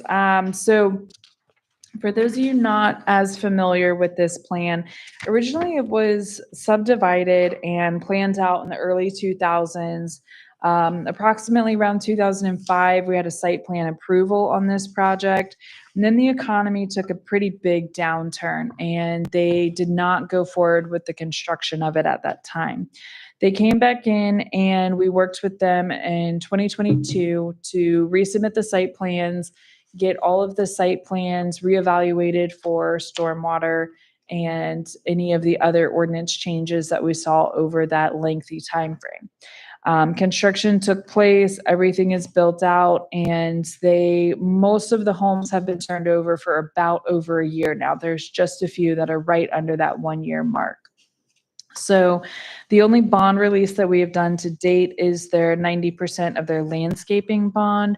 We are reviewing the as-built. We're waiting on that second submission. However, I will mention, most recently with that terrible storm we had about 2 weeks back, we had some significant flooding. We do understand that that was a unique storm. It is not our normal storm, but the homeowners that reached out to us are in the existing homes that were already on site. Once it's right inside the county line, once it's right outside in the county.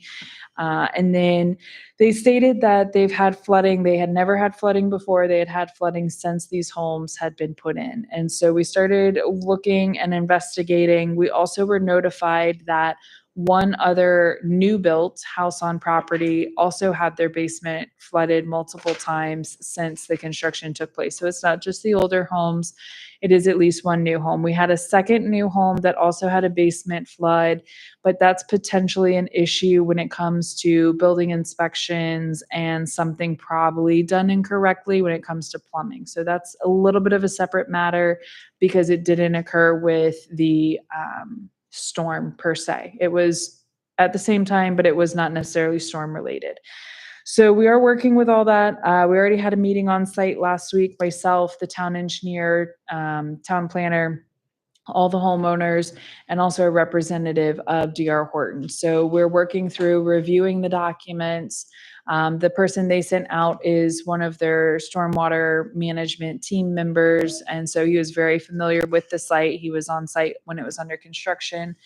So we'll be getting back with them, but I just wanted to bring it to council's attention. We have been notified by the homeowners and we are working with them. Any questions? Okay. Thank you. Okay, Ken, now Jefferson Bay Street lots. All right. So they've been newly constructed. They have their tenants have moved in. They are finished up. We're working only on landscape bond release right now. We've not yet received the as-built submission. So tell me your concerns. Yeah, since I park on the road now, since my son got the new car and I don't want any rock dings being put on it.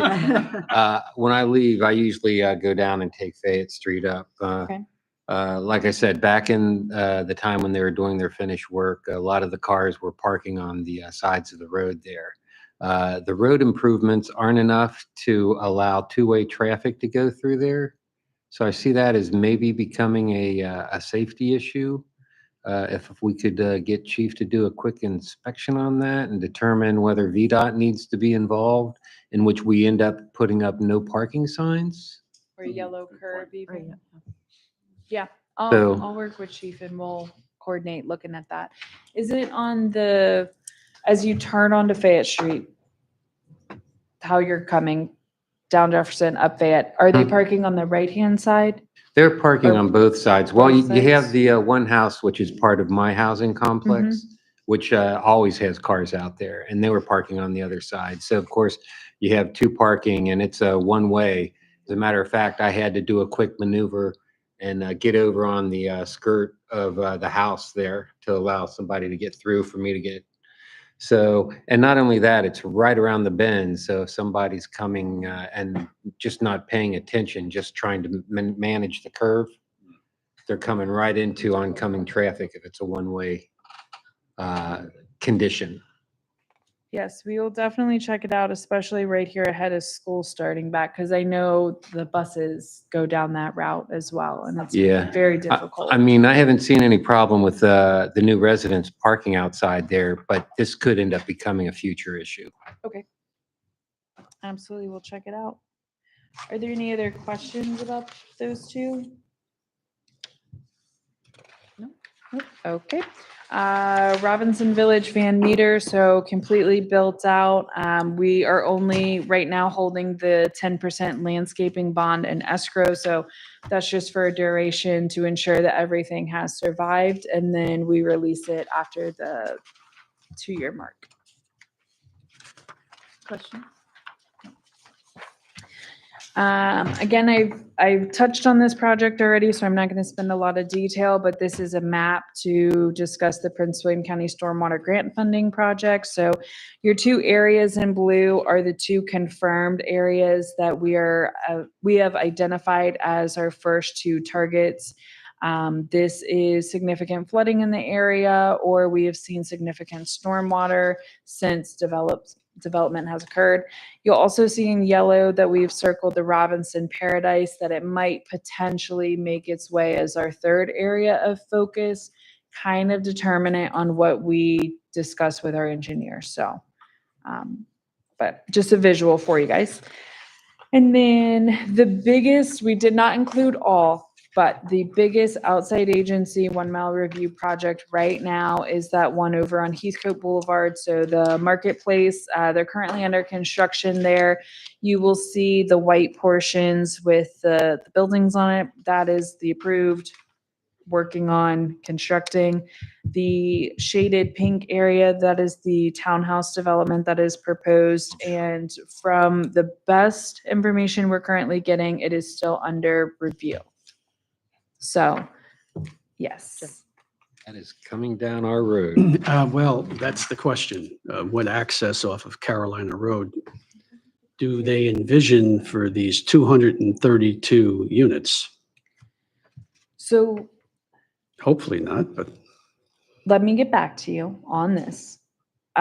We need to pull the most recent submission. And I will say this is a project that we had a good voice helping us out. Right. And so I know I can still work with Ms. Baird, Ms. Pirelli there at Gainesville Supervisor's Office, and we still very much can get support and the conversations will still occur. But it was a big concern of ours about all that traffic possibly coming down Jefferson, Old Carolina. So okay. I will follow up with you. I do know that they're having to look at putting in a signal there on that road that leads back to the VDOT lot as part of the project. Oh, I don't know if they're providing an additional major entry exit point directly onto Old Carolina, or if they're all going to have to funnel there through the light. So that's the part I'll need to get back with you on.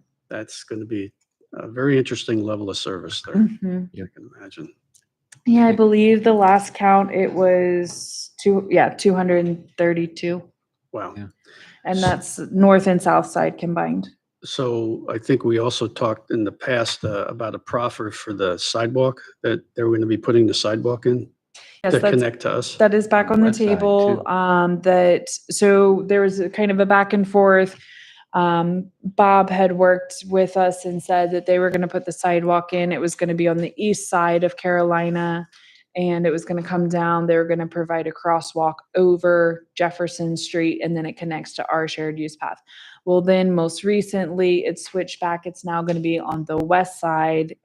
Most likely this project is what's going to put that in. So it'll be there, connecting up to Heathcote, coming around the curve there onto Old Carolina, and it'll come down. We just need to ensure that it's still in the budget to go across the 1, 2, 3 parcels there on Old Carolina that are still in the county to get all the way to ours.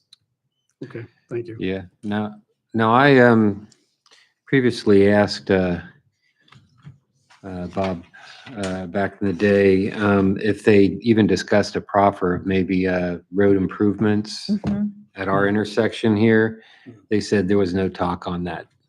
and don't expect anything. So it looks like the burden of this intersection, Jefferson and Washington's going to end up being ours.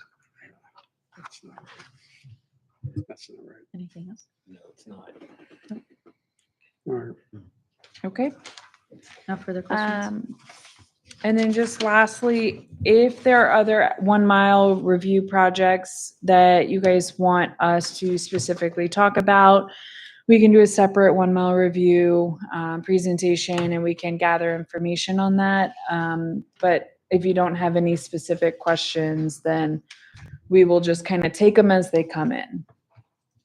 Anybody have anything? Go ahead. I had one, just to look Yes. at, I believe it's still within the 1 mile, but at the corner of Cat Harpin and 55. There was a local public meeting that was held at the Tyler Elementary School about that being rezoned and being used for a distribution center of some type, which would significantly would increase truck traffic. Right. I'd like, to make sure that we are aware of that one and paying attention to that. Good point. Anything else? No. Thank you, Emily. You good? You're welcome. So just, again, please thumb through it this week. If you have any follow-up questions, let me know, but we'll talk next week about the communication portion.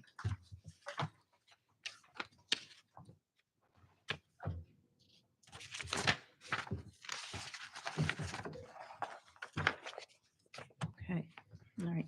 So that leads us to the compensation study RFP. Yes, so I'm gonna lead in and then I'm gonna ask Vice Mayor and Councilmember Baker to please add into the conversation as you see fit, if you have anything to add.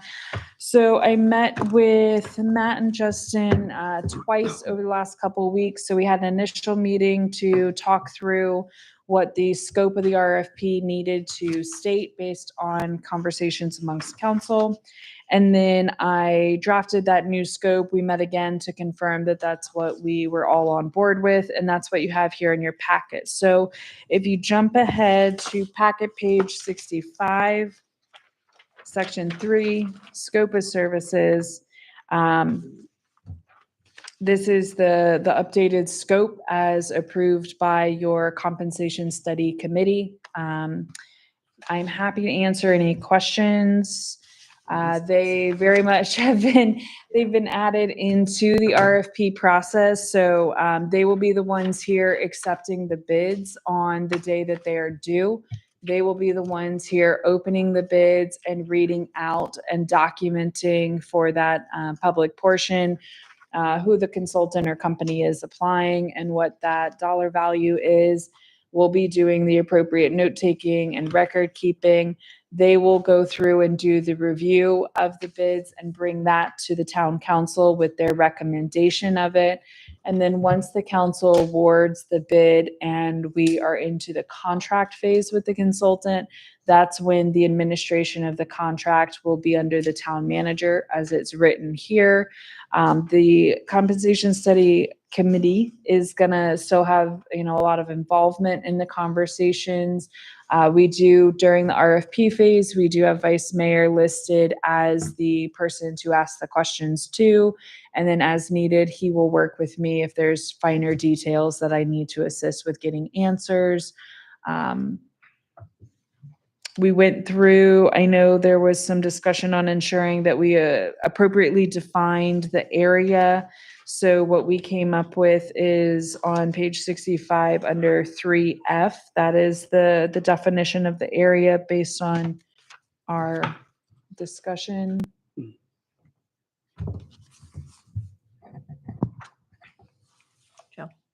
How'd you know? Okay, from the top. Real quick, I'm Oh, sorry. okay. May I offer the floor if either of them would like to Oh, add sure. anything? Because they were very much involved in the writing of this as well. I think the only thing that I would add is that our intent on all this is keeping with that this is a compensation study. This is not something that we've tried to write this in such a way as to make sure that this was not it's not performance reviews, on the individuals in the different roles. It is not whereas we are willing to listen to recommendations, it is not tell us what positions we should have based upon other jurisdictions or things like that. It is strictly what is the proper compensations for the roles that we have specifically across the town. Okay. Yeah, I think what Matt just said, and then we just took this opportunity from what you guys have said, and we kind of opened it up and made sure that we're getting everything that you guys asked for and communicated, and that it's what you want. Happy to take questions. Yeah. You want to go first? Or you- Mine's quick. Okay.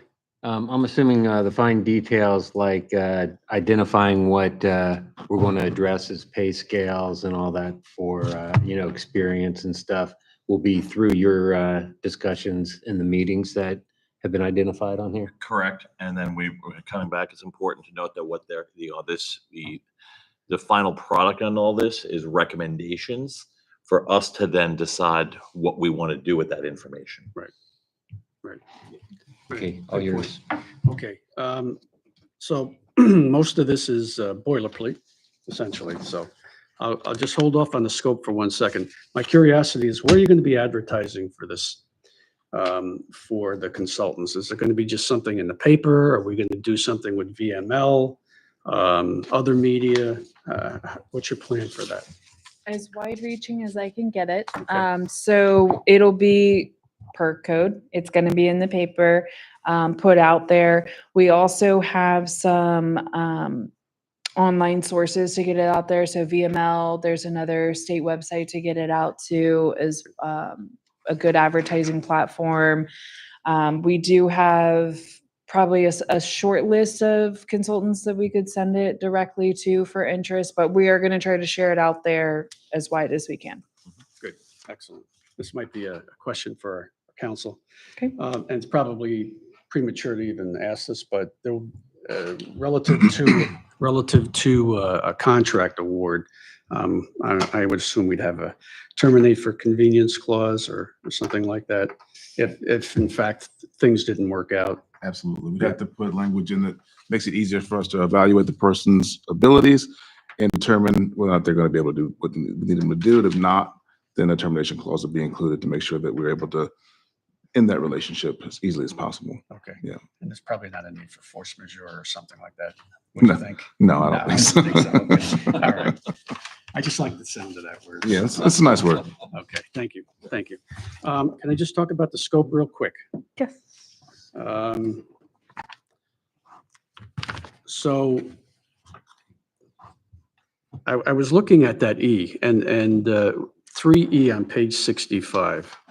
So we say development of a new pay structure shall be modeled in similarity to the federal government pay scale. So I'm just kind of curious, where that's coming from. Like, the Gs and the 14s, the 15s, and yeah. This was discussed. Do you want me to? Yeah, please. Yeah, please. I think the intent was, this was part of the conversation that we had with regards to, having them come in and say, well, in, Dumfries, it's a person with this much experience, and it's a person over here, and Middleburg is different. It's trying to kind of normalize things to say, let's take a look and let's make sure that we're looking at the role and not necessarily the person in the current role, so that if we had to replace and we go out to hire, we can look at it, similar to the way that the federal government would do it and say, that person in that kind of a role with this much experience, with that much education, in year one of the role would kind of translate to this. So it's kind of meant to give us a little bit more specificity. I can say that word. Got it. All right. No, that's good. That's I good. think that was really the intent behind that, so we could do that and then not have kind of know what we're going into And if we the- had to rehire. The only thing I would add to that is it helps us from where we're currently at, build that scale of being able to look at it across the region and then apply the upper and lower ends of the scale. Correct. Okay. No, I think that makes sense. I appreciate you guys thought that out very, very, very well. I don't know, I have a little note here to myself and I have to try to remember where I wrote it. Under employee benefits, but maybe that's more of a detail that you'll get into as they go forward. The town contributes to program, so I guess my question is, employee contributes a mandatory 5% per pay period to VRS. So shouldn't we also include what level a town does, if at all? It differs every 2 years. That's the Okay. reason why it's kind of hard to gauge. For example, when I started in 2017, the town at that time, they were contributing 10%. The following, after in 2019 and 20, it went down to 6.3%. But it didn't change on the contribution side for the employee. So we could include it, but it would be a variable because it constantly changes every 2 years, depending on where the town. Out of my range to explain it, but what VRS, the system, how they analyze those percentages, it's an every 2 year cycle when they get re-looked at. We could Maybe you can just say that. change as current rates or something like that. So we could add that to this scope, certainly. I think the initial thought here, at least this is what I was understanding with the committee, was we put in the bones of it, if you will, but there will be a meeting and there will be documents handed over that are the job descriptions and then a much more detailed report of this is the benefits package. This is just that high level so they know what they're going to be evaluating. Needs to be included. And they may come back with their own. Yes. Yeah. Oh, But no, it no needs- doubt. it's just this is what needs to be included. Absolutely. Because I was wondering if, what our match was, and I had forgotten whether there was even a statutory requirement on that, and I wasn't sure. But it doesn't sound like it. Hopefully they all know. Yeah, it sounds like it changes every year and they'll give us recommendations on what it will be. They'll come back with us, give us recommendations how to move forward. Okay, page 66, H. So I'm not sure, we talked about, this just says a preparation of a final report. Did we talk about doing the preliminary so that you'd have a chance to review it and provide feedback and questions, and answers to questions, and then they would do a final report? I'm not sure if, I think. That conversation was not held Oh, with okay, We did not discuss that. okay. Maybe you might want to just consider it. We, But Is there a value in doing that, in your mind? Mhm. I think there I think is. so. yeah, I think there's value in it. to what I degree? think, How I many think there, times? I think that the thought process that we were under was that the compensation committee or liaisons, I think we kind of use that word in the, I think it's liaisons. I think our intent was that we were going to kind of get the report from them, kind of report back to the full council, if necessary in closed session or open session, depending upon content. That's a question. And then kind of having the final report then come to you guys. But if there's, we hadn't talked about it or thought about really a kind of preliminary report, then present, come back, get the feedback and go back and do a final. We had not thought about that. What would you be looking for in that report, or kind of like your top 3 things, or? I don't know what it would be in there. I guess it would be an opportunity for give and take and clarification, feedback. Feedback is very important, and clarification of what maybe they're presenting and recommending, so you better understand it before you get into a final report. And I would rely on the liaison meetings to handle a lot of that. A lot of that Yeah. detail. It would have to. That was how It we would were have to. thinking Okay, about it. all right. fine. That was Well, how we were Just thinking about it. just throwing it out there for thought. Also, how So many? that's why I'm thinking about it. It's an Yeah. interesting thought. All right. And then tied in with that, what you just said recently, just before, about the recommendations, where essentially you could accept the recommendations whole or in part, or not at all, depending. The final deliverable is a report with recommendations. It is Right. not a, And then it's not a mandate. And then it's Or up direct. to us, yeah, okay. And then the last question was, you just hit on it as well, whether in fact, I would think a public presentation with information redacted, you know, if it's any individual personnel kind of. Any individual personnel would have to be discussed in closed session. Yes. Yeah, but anything that would, we redact as necessary. We talked about making sure that if this was done as part of a public meeting, that they were well aware of what information could and could not be discussed as part of that in an open forum. Okay. I think that's about it. Oh, you know, I was interested in what you're proposing also, Emily. Potentially keeping them under contract going forward, right? I think that's in there and it would be renewed annually. So I think it would be important to understand what the cost would be associated with that, whether there's an escalator associated with that or not. Right. And the scope of work, is it going to be the same scope of work each year, or is it going to be something a little bit different based on conditions? I don't know. What's your thinking on that? That it would kind of be a modified scope of work, because once they've done the groundwork, if you will, it then becomes more of a maintenance Maintenance. yeah, on Just it. maintenance. Mhm. I agree. They would be doing what? Scanning of the environment, I guess. Yeah, some type Yes. of level of estimate, Kind of going with, quote. if you look at your, your set scales, is it keeping up? Is it current with, what's happening in the economy? Okay. Alexander had a question. It's a good question. What would it allow, looking at the scope of services, what would it allow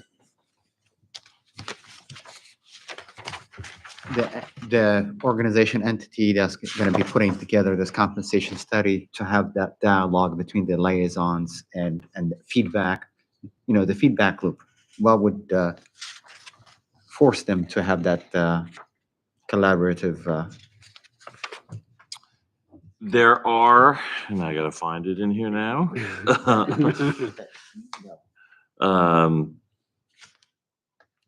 The specification for proposals.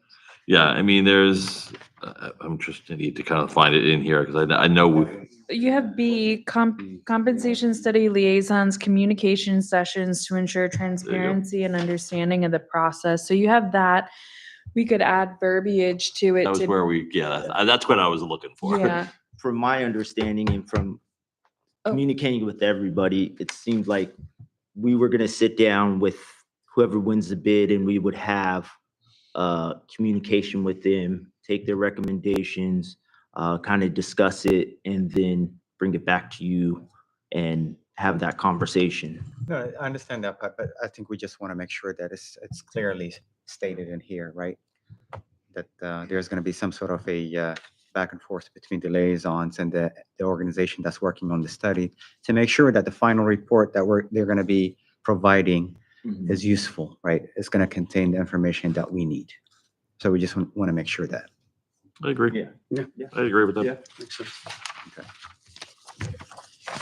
In terms of going back to the federal government pay scale, do other jurisdictions, municipalities, what have you, towns, do we know if they have pay scales similar to the federal government, state? No police department does. Who does? No, I think Prince William County. I don't know. I Fairfax think County they have does. a grade in step. Yeah. Fairfax County does. There are, Prince William there does, I are, think. roughly from looking around a little bit, just researching it myself, yes, there are instances of that. Okay, I know at the county level It's- they do. It's not everywhere, but yes, there are instances of that out there in this area. and just to kind of add to that, we also kind of added that last little bit with detail to the small scale staffing needs. So Mm. we're not expecting that multi-page, GS1 through 15 SEs. We're not expecting that level of detail. And, there's a lot to it. It's a very complex system. We're looking at wanting something similar, but on a smaller scale for what our town needs are. And then if I'm not mistaken, the pay scales do drive compensation increases or salary increases, if I'm not mistaken, correct?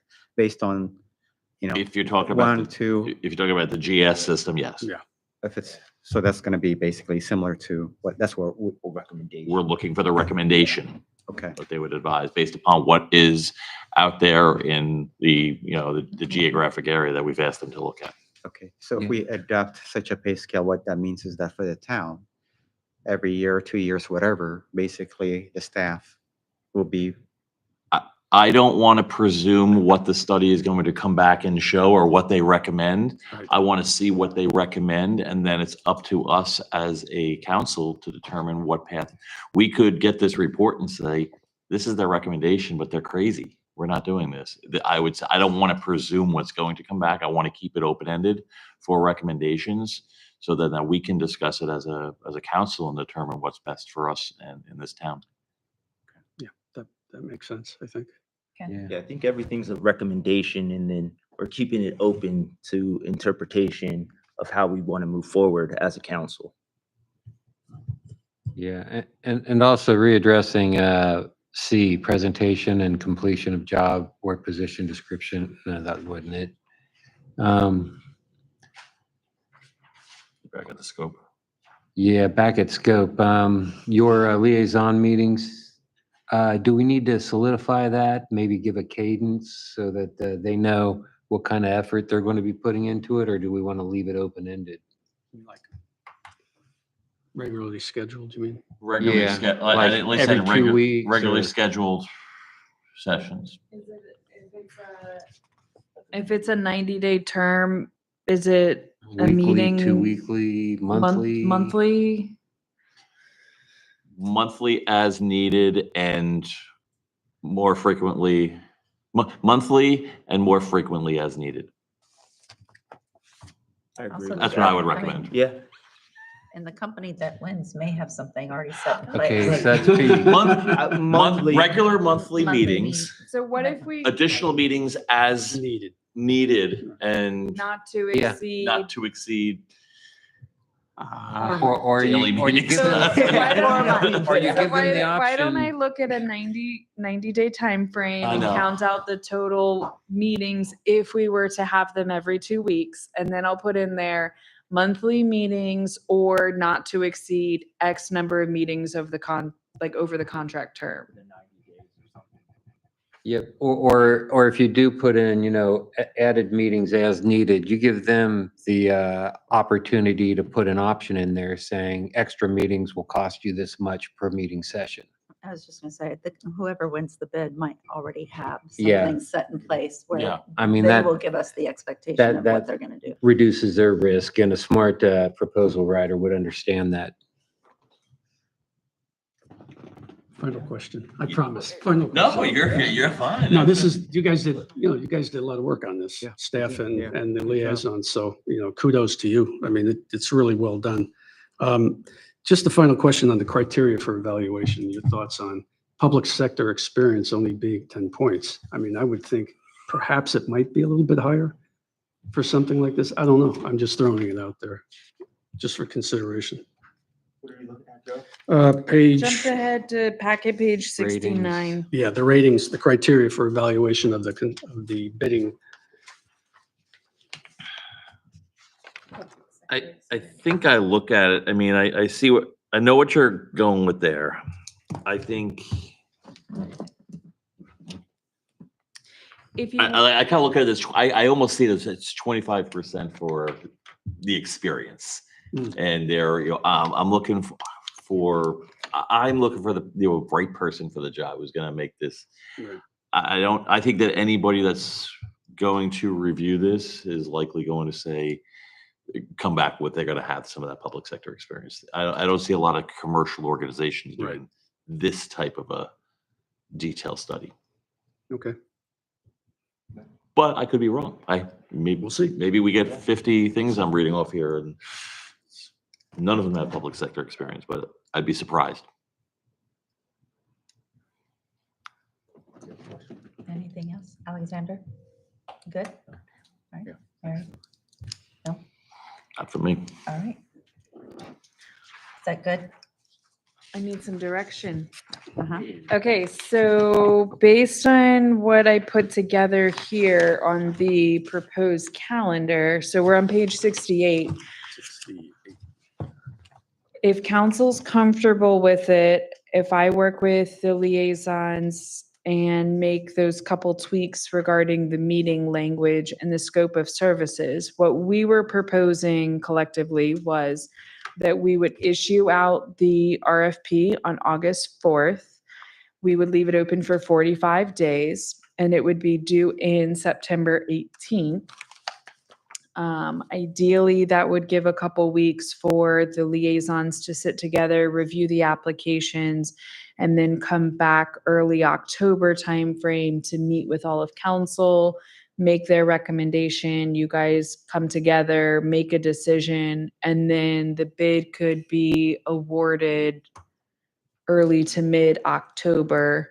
And then we would hopefully have a signed contract, be working on it early November with a signed contract, then look 90 days out, and then we would have this return mid to late January in time for your budget talks.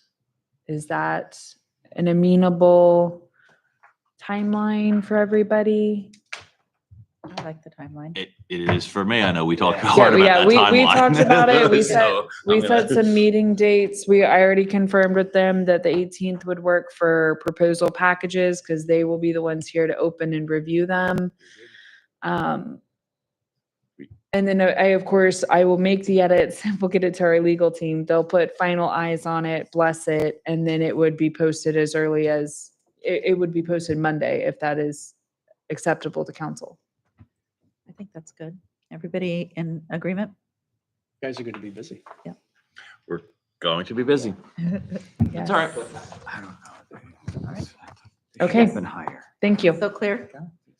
Clear directive? Clear as mud. Important- No, this is we got important- it. It's an important topic. Yes, we will get that moving. Okay, All right, yes. Happy to do it.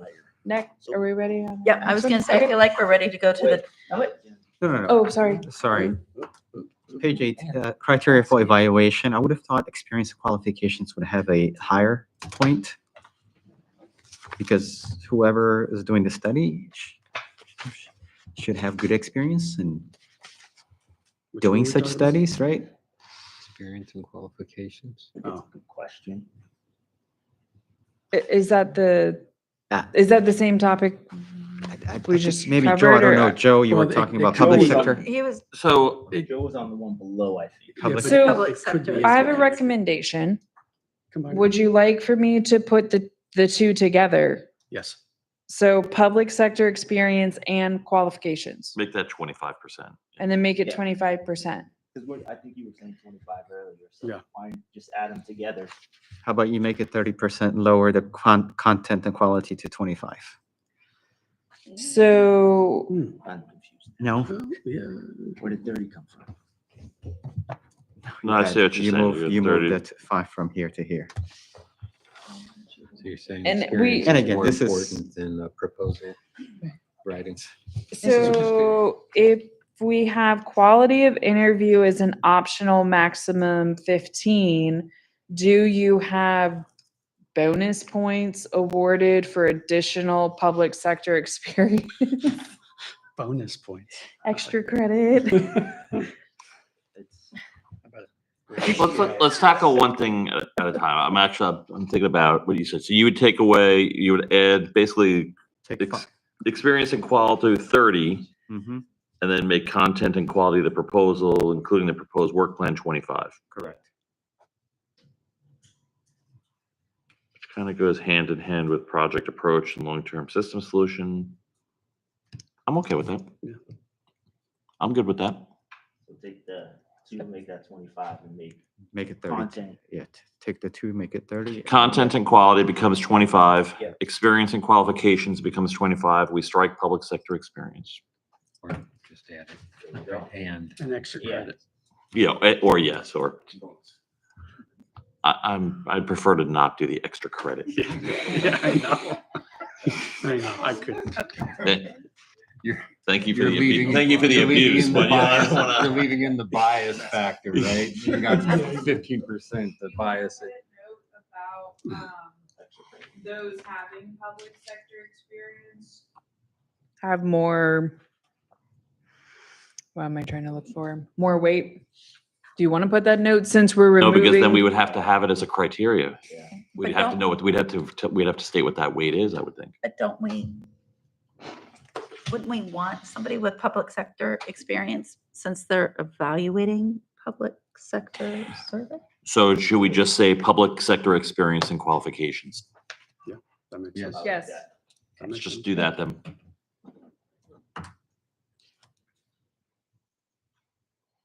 Bonus point could be maybe. They can get their bonus points in Shut up, that it's microphone. interview. That's optional. No, I was gonna say, the entity that proposes the lowest salary amounts, right? Right, we're good with those adjustments? I'm sorry, a clarification. Is it 25, 25, 25, 25 now? No. Or is it 25, No. 25, 30, 20? 30. 30, So 25. content 25. remains at 30. That No, one. content is going to 25 and we're adding those 5 are going to experience and qualifications. Right, 30, 25, 25, 20. Yes, 30 is the top. Okay, 30, 25, 25, 20. thank you. Quality of interview, 15. And I Don't wouldn't call, say it. and I wouldn't call it bonus, I'd call it bias points, right? I think you have to have. I'm good. Everybody good? Anything else Yep. on that Looks good. topic? You guys did a great job. Yep. Yeah, Okay. definitely a great job. Yeah, thank you very, very much for working on it. Our pleasure. All right, so with that being said, our next agenda item is the Town Park Pavilion RFP. Yes, so council, I apologize for not having the document ready for the agenda. You will find a handout that was passed out. It is a memorandum 2-pager. So the first page of it is going through what we discussed in detail at our last meeting regarding the scope of services for the park pavilion design. Then if you turn to page 2, which is really page 3, the next full page, I have drafted here, I found a previous RFP that actually was prepared and ready to go out following the approved master plan. So this is outlined here. I have highlighted 2 parts that I kind of wanted to discuss, but this would be for the civil engineering. As you read through it, there's 3 phases of this RFP. There's task 1 being the preliminary engineering and design of the improvements. There's the second phase, which is the final engineering and design. And then there's the construction management. So under phase 1, I've highlighted the very first bullet point is review and affirm the adopted Hanover master plan with staff and council. So this is that ideally public session or other meeting sessions where we're pulling out the adopted master plan for the park and we are reaffirming what stays there and we're making the tweak to the pavilion structure because it has the pavilion on there and then it has the building which is no longer standing. So we would have to make that adjustment. And then the other part that I've highlighted here is prepare preliminary design of improvements to include the architectural designs of the park pavilion and restrooms. So I can phrase this that we take the architectural designs that are done under RFP 1, we plug it into here, or the way this reads, do we want it to be this singular RFP that's a lot bigger in phases and work? And we can think on it, take it home, read through it, but give some thought to, and the civil engineering scope of services, I definitely need to sit with it. I need to add more language. This is that quick bullet point that's the summary.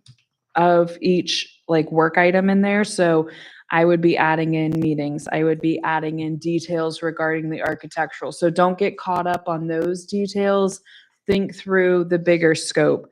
I found it very interesting when I found this document on the drive and I was reviewing it.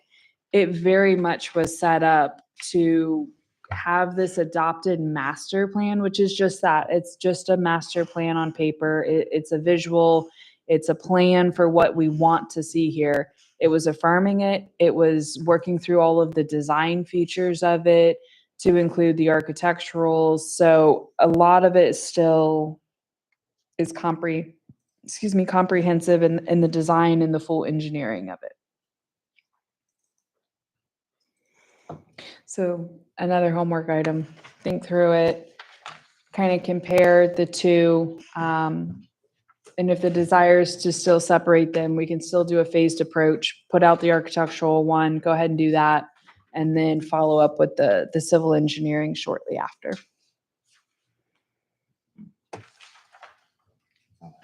Okay, are we good? Yeah, come back Come back next next week. week. Yes, we'll keep it on the agenda for next week for discussion. Okay.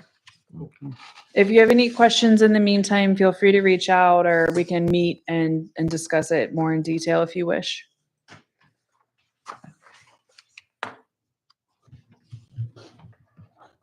All right. So then that takes us to our outdoor event ordinance edits.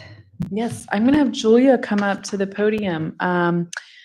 I have worked with Julia to hand this off to her as our event coordinator to help us work through some of the permitting, the application, and then making sure that we've addressed all of the items we need to be thinking about in the ordinance. So her and Chief held a meeting and I'll turn it over to Julia. Yeah, so good evening, everyone.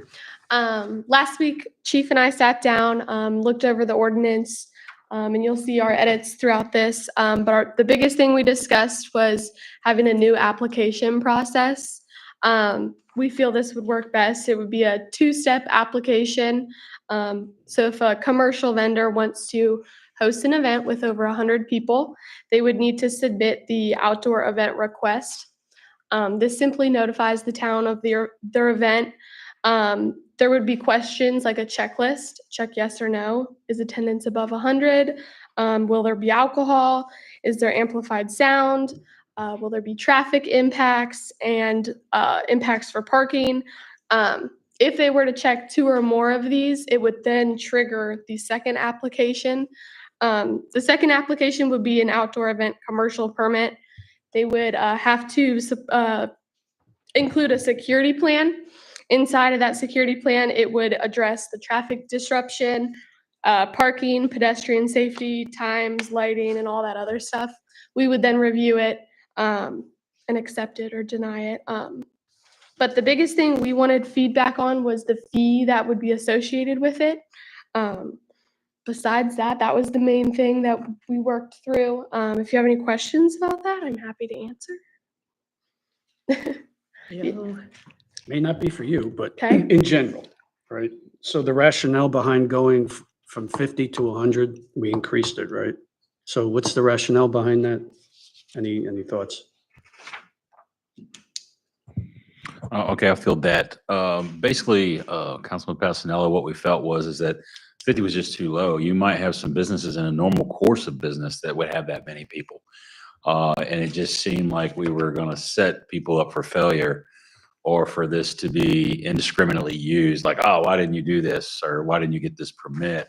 And we felt like it would probably benefit. Now, there's some businesses where 50 would be well outside what they would normally have. But there is, we try to take, when the discussion, we were trying to take a generalistic approach to it as what we would see we really need to look at or start fine-tuning the points on or triggering that security plan. We just felt like most of the businesses here, 50 was just way too small, way too few people. Now you can contribute other factors in there that might escalate that to a circumstance, but overall we didn't see that. So that was the beneficial. I mean, we discussed the number a lot, and including the town manager was in there for a little bit, that it just didn't feel right.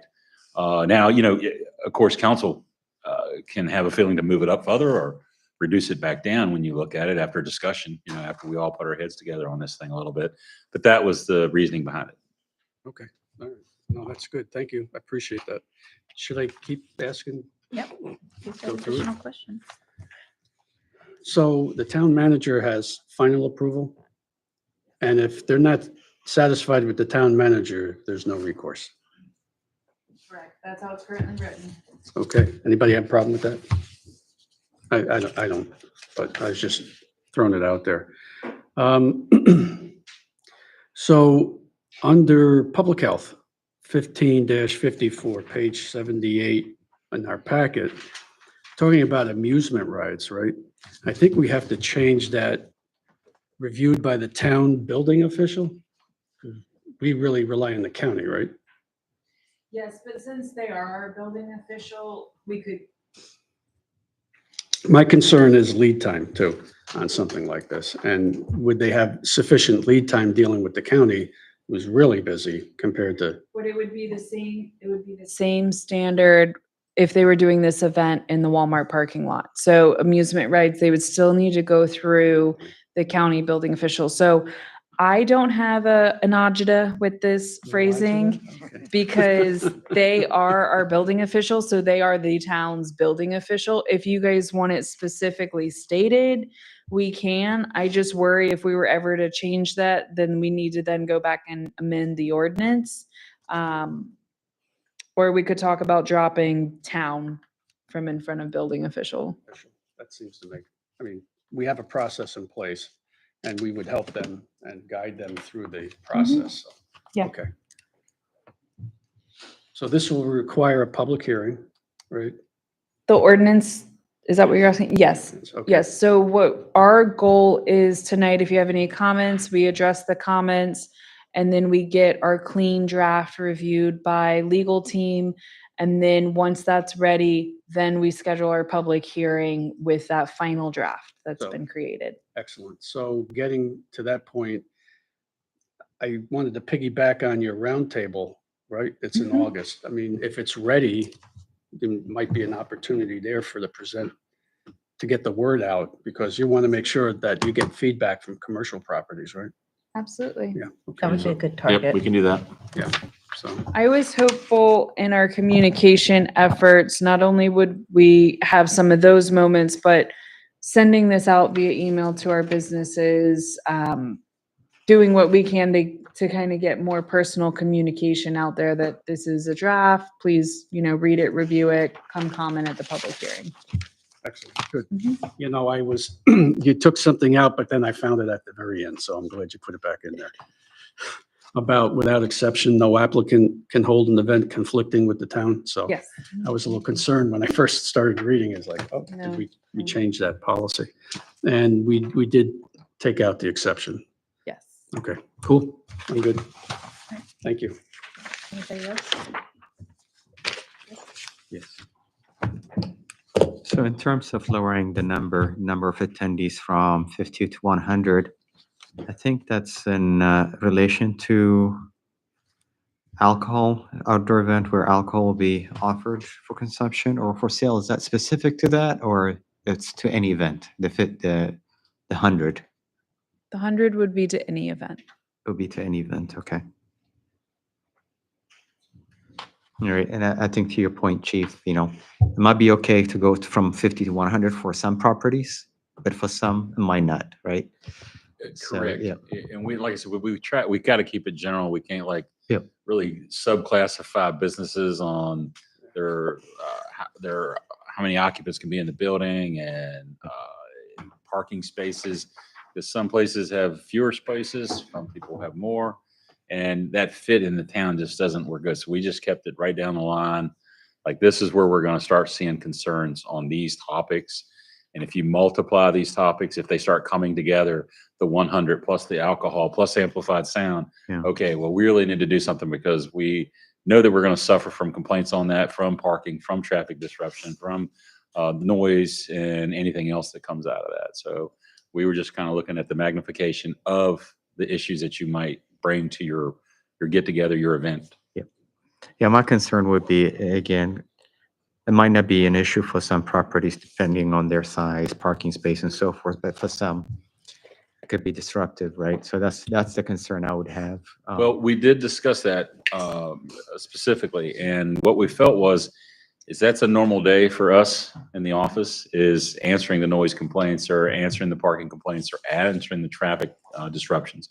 And at that point, we can advise when we receive that complaint. Now, there's no preemptiveness to it. We don't know that it might be coming, but we will still have to deal with those issues, just as if somebody decided to throw a house party and invite 50 people, and now you got 50 cars parked on your street that's not normally there, or that sort of thing. We would handle that in the normal course of business, and we felt like in this area that would fit really well here, because we are a smaller area, and those businesses are going to be few and far between that might have that issue.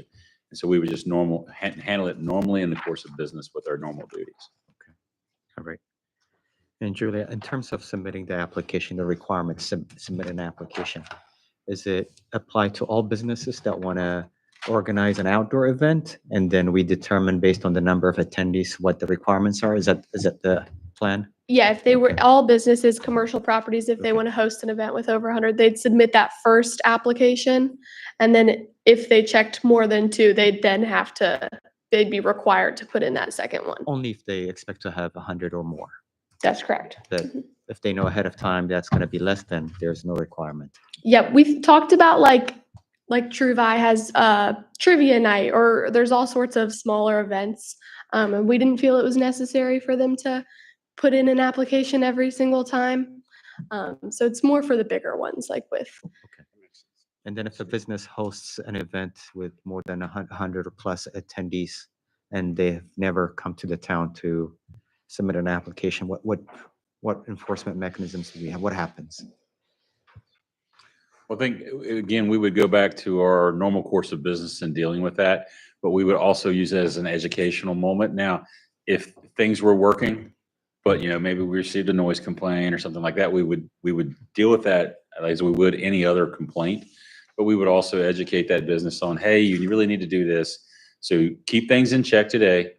And this is what we see that you need to do.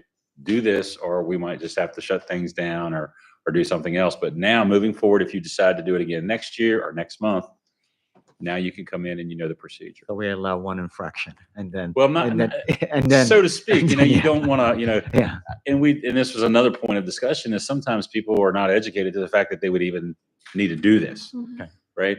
Or again, going to the fee schedule that we wanted input from, is like, I really don't. I really kind of want to have this get together, but I really don't want to shell out $300 or $500 just for an application. So they would just do it and pray for forgiveness, or ask for forgiveness at the end of the day. But we try to work with everybody and make sure that everything's amenable and we can all move forward and handle things appropriately. So it's not really giving them a pass, as it is more educating them for the next time. I guess I would try to look at it on the positive light like that. And in terms of advanced communication of this, the changes, what have you, this ordinance, what is the plan to businesses in this case? Are we going to reach out to them and make them aware of this requirement? What's the plan? So that's going to be that effort through the business roundtable. It's going to be the effort of sending out that mass email communication. We'll include verbiage when we send out just our kind of monthly updates of here's what's happening as they come in and they apply for business licenses, or we see them in day-to-day, interactions. We can always, update them as this, say, new outdoor event ordinance pass. It's applicable to your businesses. All right. I know, Mary, I'm asking too many questions. No, you're not. Questions are good. Is there anything else?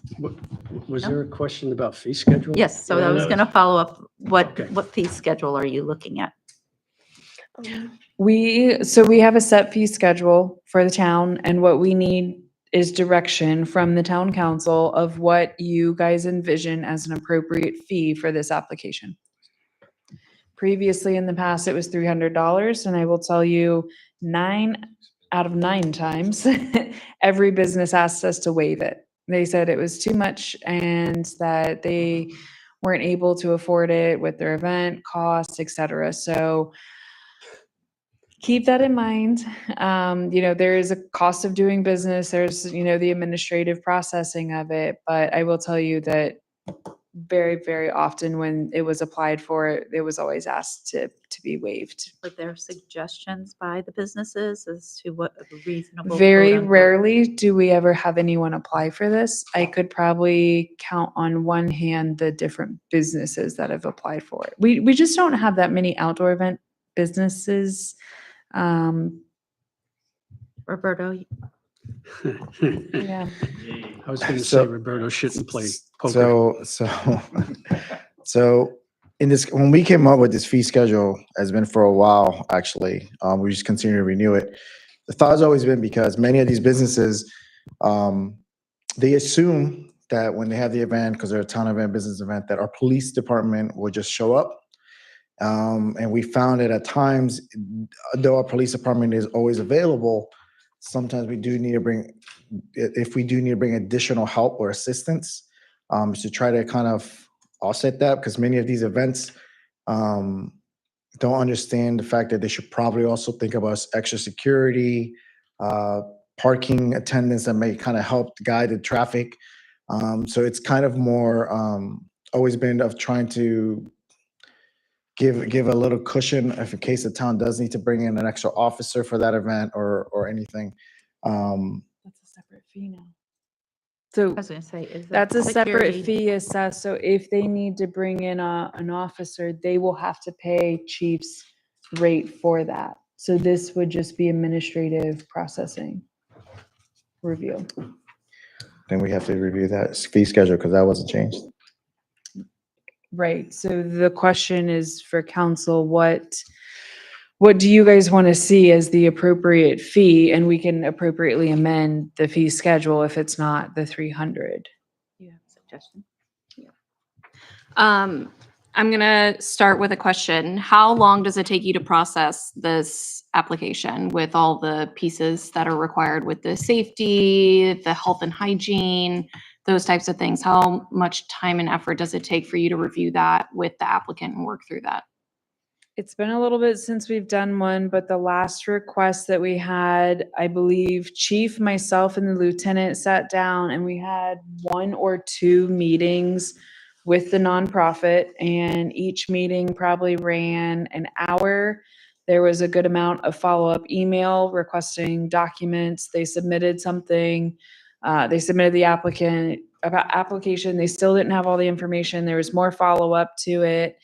And so, I mean, it was probably the better part collectively of 5 to 6 hours in total. Including follow-up at the end for, That would be like 5 to 6 hours of just my time. I would say that was probably 2 to 3 hours of chief's time, and then probably about 2 hours of the lieutenant's time. So, collectively across the board, we're looking, it could be 10 to 15 hours, depending on how thorough the application is, how many meetings we have just for the initial, can you get this approved?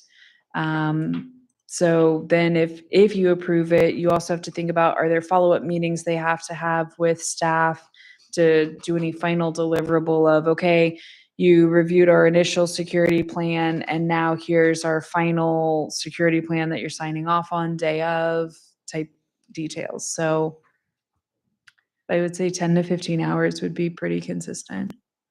So just playing devil's advocate here, if we lowered the fee to half of what it is, 150, and you spend 15 hours on that, your time has cost you $10, which I can guarantee the town pays you more than $10 an hour. So I would be comfortable leaving the fee as it is and possibly articulating it as the staff time and involvement. And you can articulate how you have supported applicants through that process if they give you any pushback. I mean, there is a reason why we have an ordinance for outdoor events, and these steps are necessary to ensure everyone is safe and healthy and that their event goes off well. So it's kind of like the town's being a consultant and ensuring that for the public safety piece. I mean, that's just my We're perspective. fine leaving it at 300. I mean, when we tell them we won't waive it, they usually don't apply for it. Personally, I'd like to noodle on it a little bit Mhm. for next week, right? That's fine. Okay, but how often do we really do this? Again, very, very rarely. So we usually have one business kind of midway through town here. They work in conjunction with the Masonic Lodge. They do an annual event. They come in, they pay for it. You know, that's no problem. It's the same event year after year. They try to be good neighbors. They know what to expect of it. And I think they work with the police department for security concerns. We have another business that's a nonprofit that occasionally does a larger event, more on the west end of town off of Fayette Street.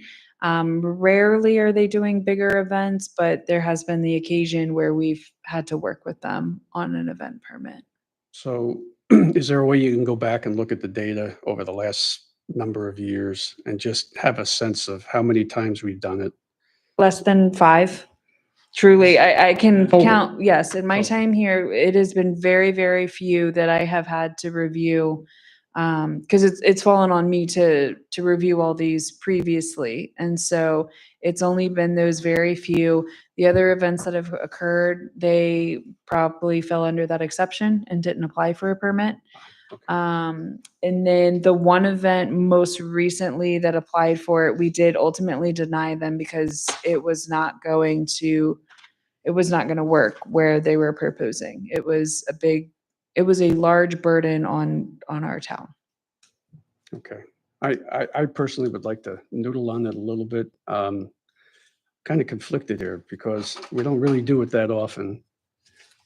And we want to recover our costs, just for the application. I get that. But also we want to give something to the businesses as well. Right, we want to be business friendly.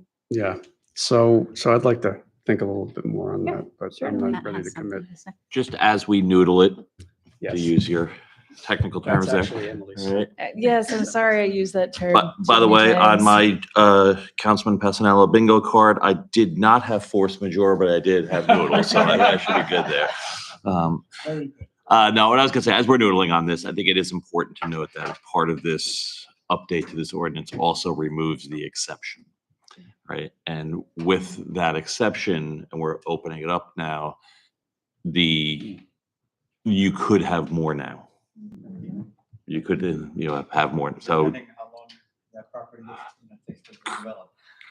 Correct, but it's something to consider, and it's also something to consider when I look at, this package from land use and hearing what some of the things that might be coming in, you could see more. Just a thought as we go through it. So we'll noodle on it. We'll noodle on it and we'll I talk use about the it word- next week. I use the term marinate on it and then come back for our meeting next week. Yes, that's Yeah. correct. All right. Thank you, Julia. All right, so that's going to take us to our town hall site plan and building plan update. Yes, so I am leaving this, if you have noticed, I am leaving it on our work session agenda so that I can continue to give a very public update on this project. Again, I have consulted and contracted with Downey and Scott. They will be providing the cost services engineering to update our construction cost. And then I am awaiting response from the architect to re-engage for those services. So we'll keep it moving, but it is going. I do have one other update that does not necessarily fall under that. It's more of a public service announcement, if you will. On September 27th from 1 to 4, they will be doing a celebration of life for Supervisor Bob Weir at Giuseppe's. It will be publicly announced and it will be shared out in the coming days, but I was given the okay to go ahead and share that tonight at our meeting with council and the public. So again, that's September 27th from 1 to 4 at Giuseppe's.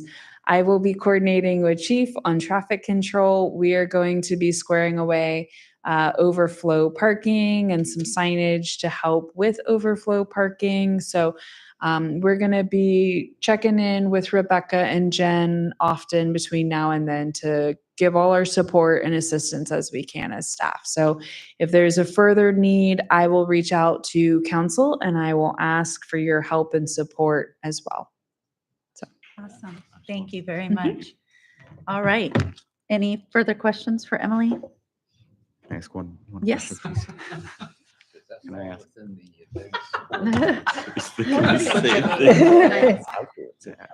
It's gonna be a long one, but Emily, regarding the RFP for the pavilion, I guess I need the council's assistance as well. Maybe we need to go back and take a look at the resolution that was passed. It says here, incorporation of the architectural elements. Is it the elements or is it actually elements of the building, such as the stones and so forth? Do you mind telling me which page you're seeing? The RFP for the, I forget. Is For the it park- page 1 and? Yeah, this is the second time I'm saying incorporating architectural elements as opposed to just elements, right? So I'm just trying to clarify. Again, I think Joe, you were the one who made the motion, if I'm not mistaken, back then. I know there were some updates or edits. So Was in it the elements, architectural elements, or is it elements of the park building? So my understanding, based on the research Kim and I have done and the conversations we've had, that our goal is the pavilion should very closely mimic the structure that used to sit there. We, last meeting, we're talking about the layout of it would be in the floor plan layout of the previous house, but it would all be an open air pavilion. And then we would have the use of the stone that we pulled off of the building and saved. We would have that in that architectural element worked into the design of the pavilion. And then we were to be looking at like the roof line as well of the pavilion and matching it closely to what the front and sides of But the it should house be- had. But it should be in line with the motion that was passed, right? Whatever That's we correct. So end up that doing, was, right? that was the research that Kim and I Okay. did So- and looked back through what ARB originally talked about, what they sent up to the town council, what council talked about and ultimately passed. Okay, if that's the case, that's fine. Yeah, just want to make sure. We'll go Yeah, back and Kind of triple. like support elements where you have the stone and the tapered craftsman architecture for supporting the roof structure Okay. type of deals. And You I'll know, go back Standard this, craftsman. yeah, I'll go back this week with Kim and I'll have her proofread my language again in conjunction with what she's found and vice versa. We'll double check it against the minutes, what was discussed. But that's what we tried to work towards here. Okay, all right, thank you. Very good. And this will be vetted through the ARB board, correct? Yes, yes, yes, of course. Okay, thanks. Anything further? Move to adjourn. Second. All in favor, say aye. Aye. Meeting is adjourned. Oh. Right, it was